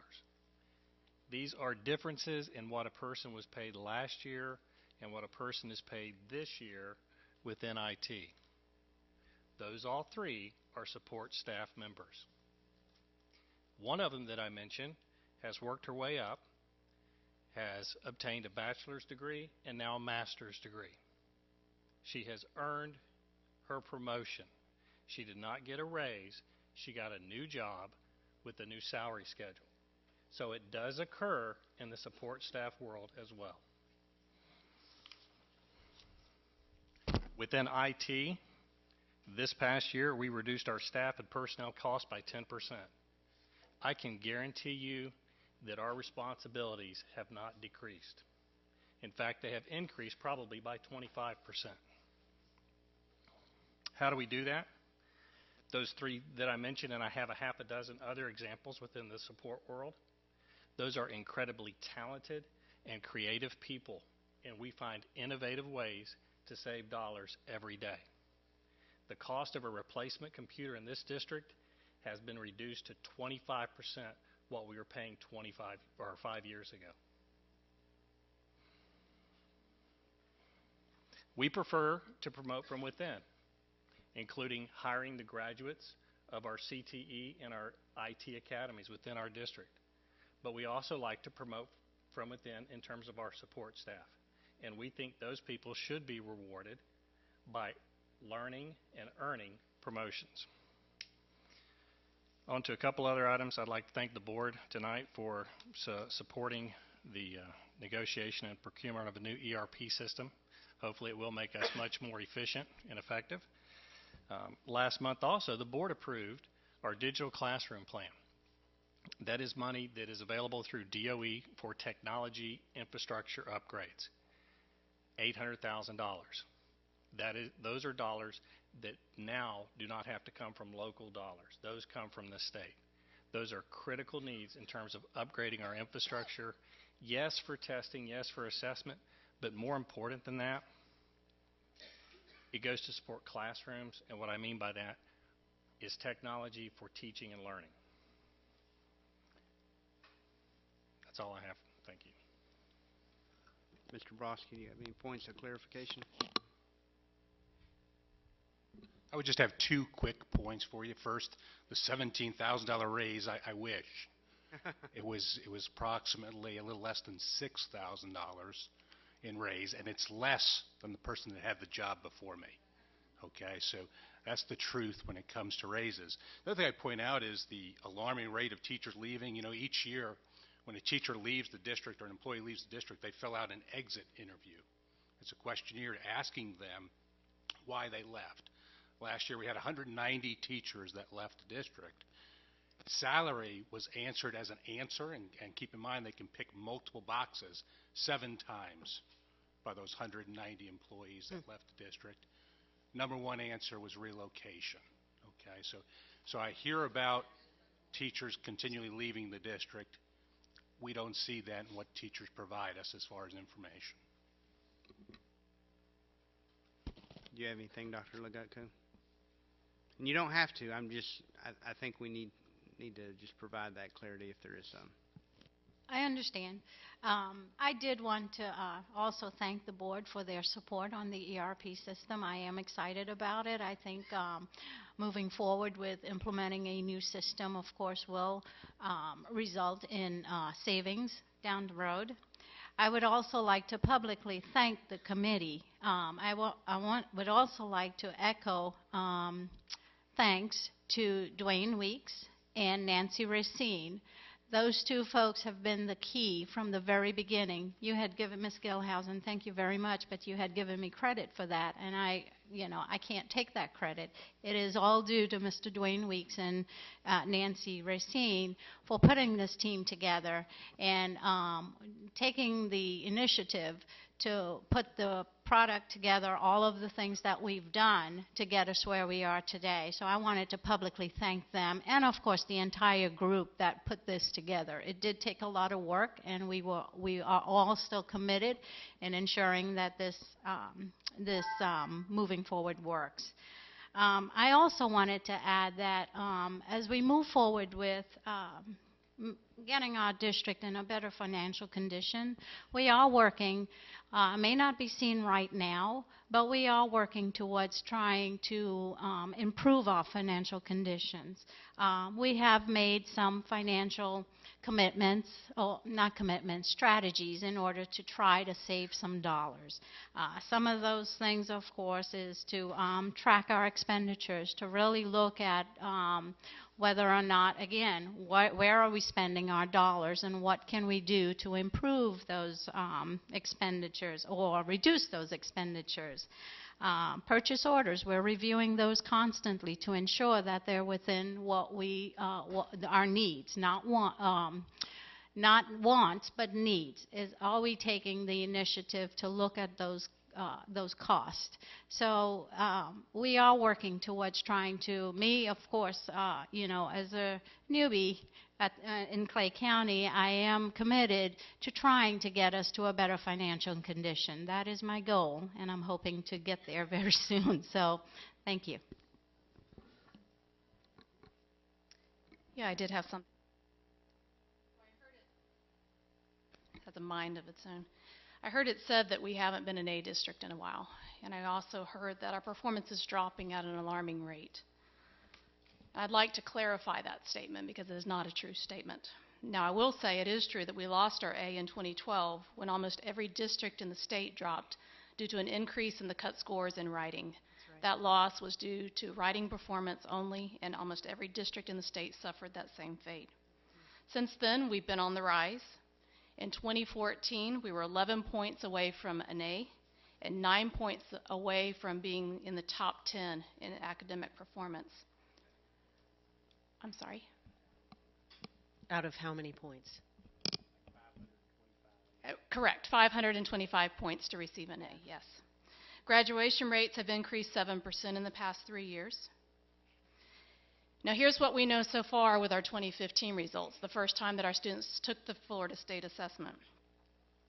All we have right now are mean scores, but we do have, by either EOC or the FSA, our percent of students that fell into each quartile, and they equate those students performing into the bottom quartile with those who would have scored in a level 1 on the previous FCAT score.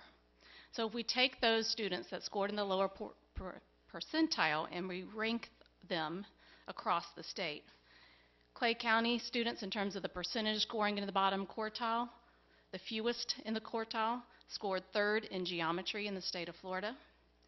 We scored 8th in math for grades 3 through 8. We scored 9th in ELA for grades 3 through 10. We scored 20th in our scores for Algebra 1. We ranked 8th in Algebra 2. We also had the 8th fewest 3rd graders scoring in the lowest quartile and having to be retained this year as a result of those assessments. So while we still wait for our school grades to come in, I'm encouraged that as we march towards Clay being ranked in the top 10, we are well on our way. And so I just want to say that I don't believe that we're dropping at an alarming rate. Actually, we are rising at a very significant rate. Thank you. Could you, one second. Could you just clarify, because I heard it mentioned 2 or 3 times tonight that we were violating the class size amendment, and I don't believe that to be true. Could you please clarify that? Sure. If I can pull that state statute out.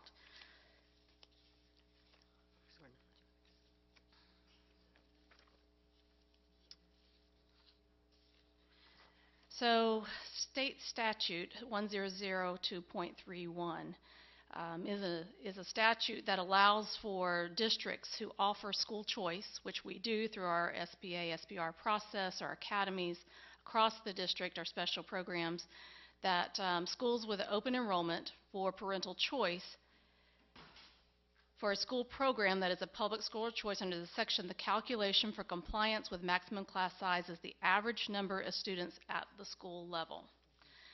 We have done so and been in compliance according to the Florida Department of Education for the past 2 years, and we just had our initial run by the state of Florida. And I happen to have our class averages for all of our core classes, which are the classes that are under class size, which shows that we're in full compliance for this school year as well, and according to that statute. Thank you. Ms. Karakis, you had a... Ms. Cornegay, thank you for sharing those numbers, and I wanted to ask if you would just email that to each of the board members so we would have a copy of that. I'd be happy to. Thank you. Yep. Thank you. Thank you, Madam Chair. The real way to know if you're out of compliance with class size or not is the DOE will assess you a penalty. It's been several months ago. I forwarded you a document, I think, from the DOE that had counties all over Florida and what they paid. Clay County did not pay any class size penalty, and we've never paid any class size penalty since it's been a thing, which has been several years now. So we have not violated class size ever, and we're not violating it now. I was on the school board in 2003 when Clay County went out for a half-cent sales tax. It was looking really good. I supported it. We had it all teed up. We had one really raucous school board meeting, nothing compared to what we've had the last couple of years, but one really bad one. And I think that was the largest contributing factor to that. Now, I've put boots on foreign soil several times in defense of our great nation, and each and every person here has the right to speak their mind, to speak at this podium, to protest on the sidewalk, to protest on Blanding and Kingsley, or anywhere you would like, and I fully support that right. It's your freedom as an American. It's great to have that right to address your grievances to the government. But if we're sending mixed messages to the Clay County public about the competence and the financial ability and stewardship of this school district, by in 1 second say, give us more money, we need it, and the next second say they don't know how to spend it, we're not going to get there from here. So I would just, to clarify my apprehension with a workshop, if you guys think that that can be passed with what we've got going on in the climate right now, I think it's a fool's errand. So that's all I've got. Happy Thanksgiving, and thank you for your support tonight. Do we have anything else? You skipped Mr. Umba. I didn't know if he had anything to say. Okay. He only gets to talk when we talk about tank top width, right? Okay, school board requests. Ms. Studdard. I do want to wish everybody a nice Thanksgiving. I think it's a time to stop and reflect on the things that we have in this world to be thankful for. I don't know if I should say this or not, but I'm going to. I am very disheartened by some of the things that I've heard said here tonight. It seems that everybody gets set up to speak, and I feel like it's a gotcha. I am just thoroughly disgusted right now, but I'm going to enjoy Thanksgiving, and I hope y'all do. But I am just sickened by the way things get twisted and turned. But anyway, go ahead. Ms. Condon?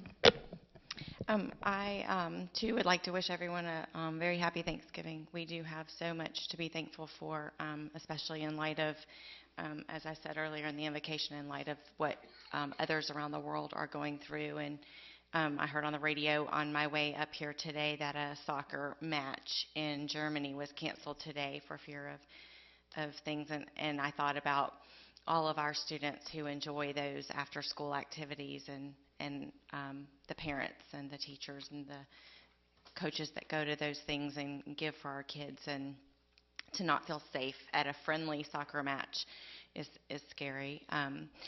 We enjoyed several Veterans Day celebrations last week, and they were different in each way, and I really appreciated that and what each school and those who put them together within the schools highlighted.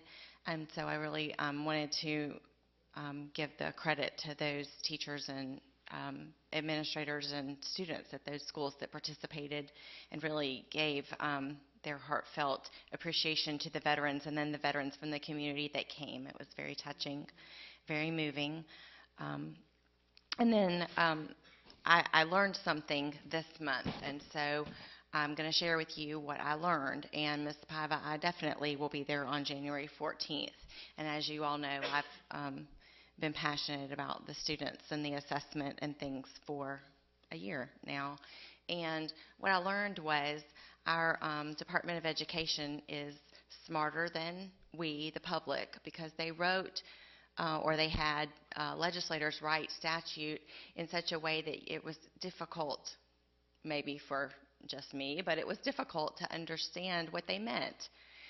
And so one of the things that I learned was that when our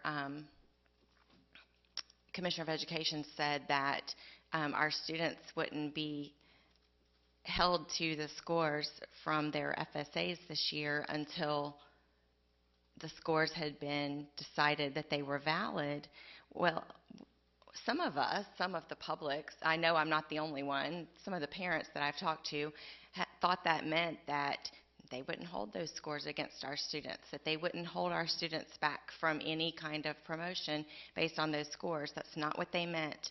They meant they would not use those scores until which time that they had that outside organization certify those scores, and that happened in September.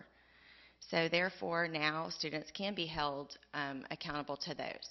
Why am I saying this? Because our third graders were not affected. Our district really did a great job of reaching out. They identified who those third graders were. They went to summer reading camps and things like that. But if you're the parent of a 10th grader, I would just ask you to pay attention. Now, I do believe our district is doing everything they can to make sure our 10th graders are okay.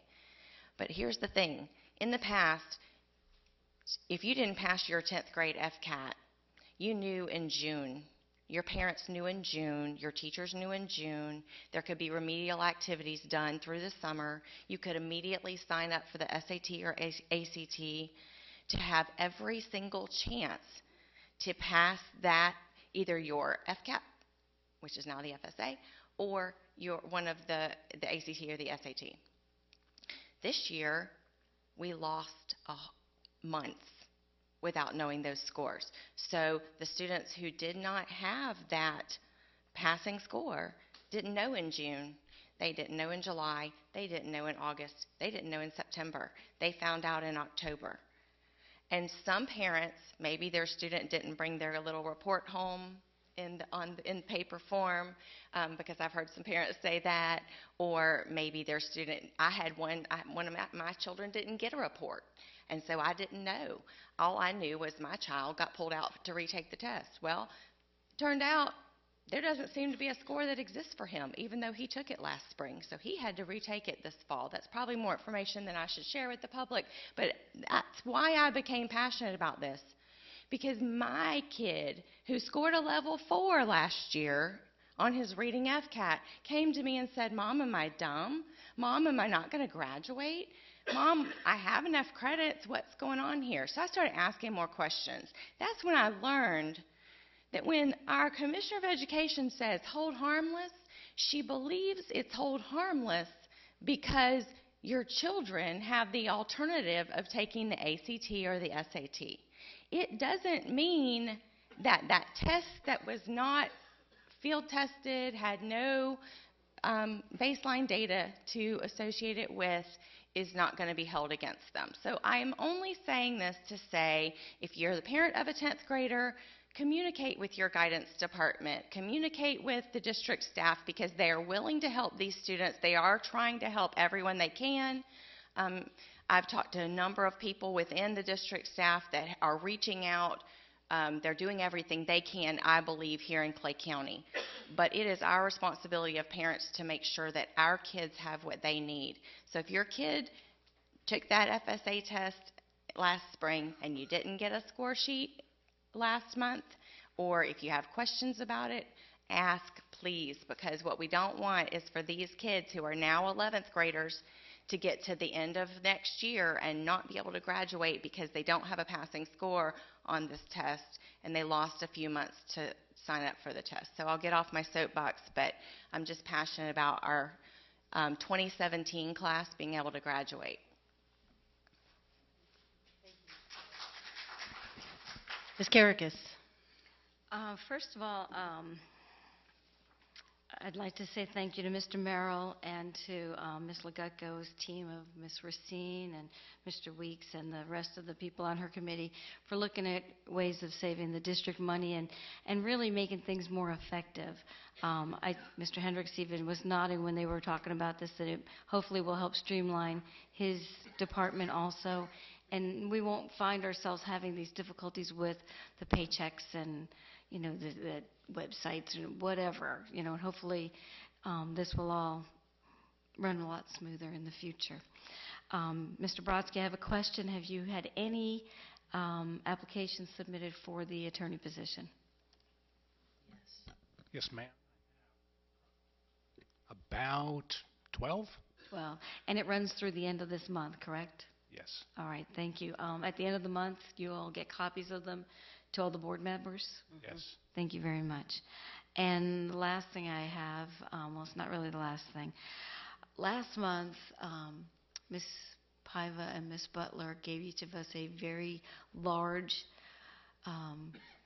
box that I'm keeping, filled with probably 1,000 letters. And I sat reading them that Saturday and Sunday after you gave them to us. And they were so incredibly sad. And it really, really hit me hard Sunday night when I went to dinner at a local restaurant with my son and 2 of our friends. And it was late, and we were sitting there talking and, you know, just taking our time lollygagging there. And I looked at the clock, and it was 9:45. And the manager of the restaurant came over to chat, and I just said that our server was wonderful and that she had the patience of a saint. And the manager of the restaurant told me that she was one of our teachers and that this was her second job. And I said, oh, my God, and here we are sitting here just going on. And she had to be at school early the next morning. And so that really hit home to me that what I read in 75% of those letters that said, I have a second job, as you all read, is the truth. And so I just want to thank you, everybody who wrote a letter to us. It really hit home to me that evening. I mean, I read those letters and they broke my heart, which is why I'm keeping the box. I will find something good to do with it. But no, I mean, we really need to just take to heart the situation that our employees are all in. And I personally do want to recognize all of our support employees and apologize that a resolution was passed and we didn't recognize it. And I'm sorry that that happened, and I appreciate all of you, I really do. So I wish everybody a very happy Thanksgiving, and just be safe over the holidays. Thank you. Ms. Skillhausen? Ms. Skillhausen, I'm sorry. That's all right. I'd just like to commend our district staff and our support personnel and our teachers. I think you guys embody that phrase that when the when the going gets tough, the tough get going, and you all have certainly done whatever is in your power to get us to where we need to be, and I appreciate that. I am so impressed with the innovation that I'm seeing from our district staff at looking for ways that we can save money so that we can put it into teachers' pockets and into our support personnel's pockets. I also would like to wish everyone a safe and happy Thanksgiving. Hope you enjoy it with your family. Even when things are hard, there's one of the phrases that I have posted on the wall in my home is that there's always, always, always something to be thankful for. So I hope that we can all find that in our hearts and enjoy that with our families this coming week. Thank you. Excuse me.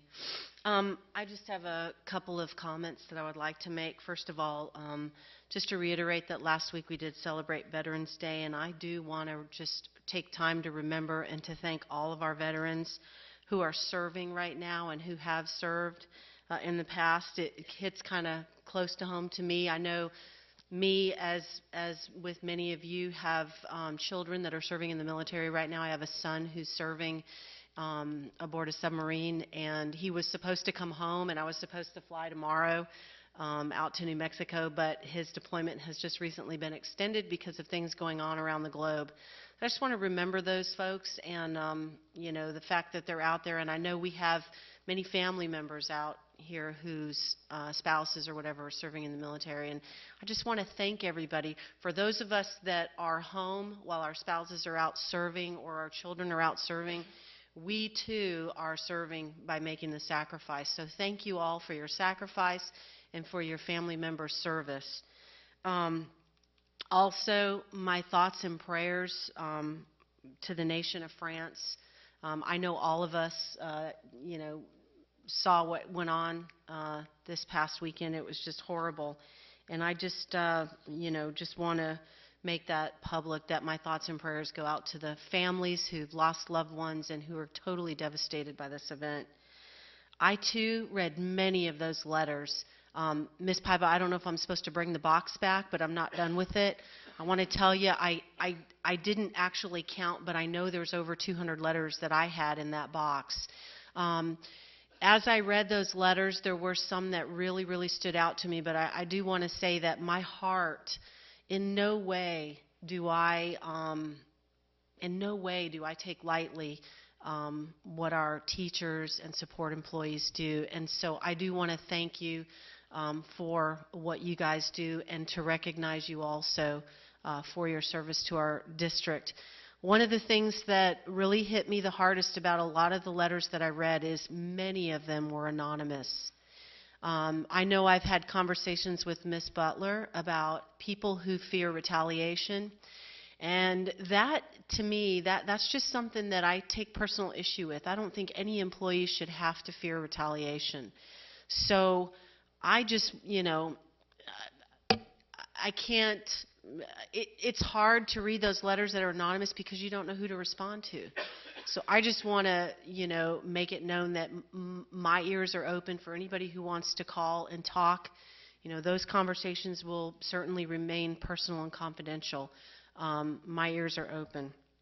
And I do want to also recognize Dr. Legutko. I had a little cheat sheet up here, so anytime, because I'll forget to recognize you as Dr. Legutko. It is a tremendous accomplishment, and I just personally want to congratulate you. And last but not least, I want to wish everybody a happy Thanksgiving, and I hope you all have a wonderful holiday. And so last up, attorney requests? Okay, we are all good to go. This meeting is adjourned.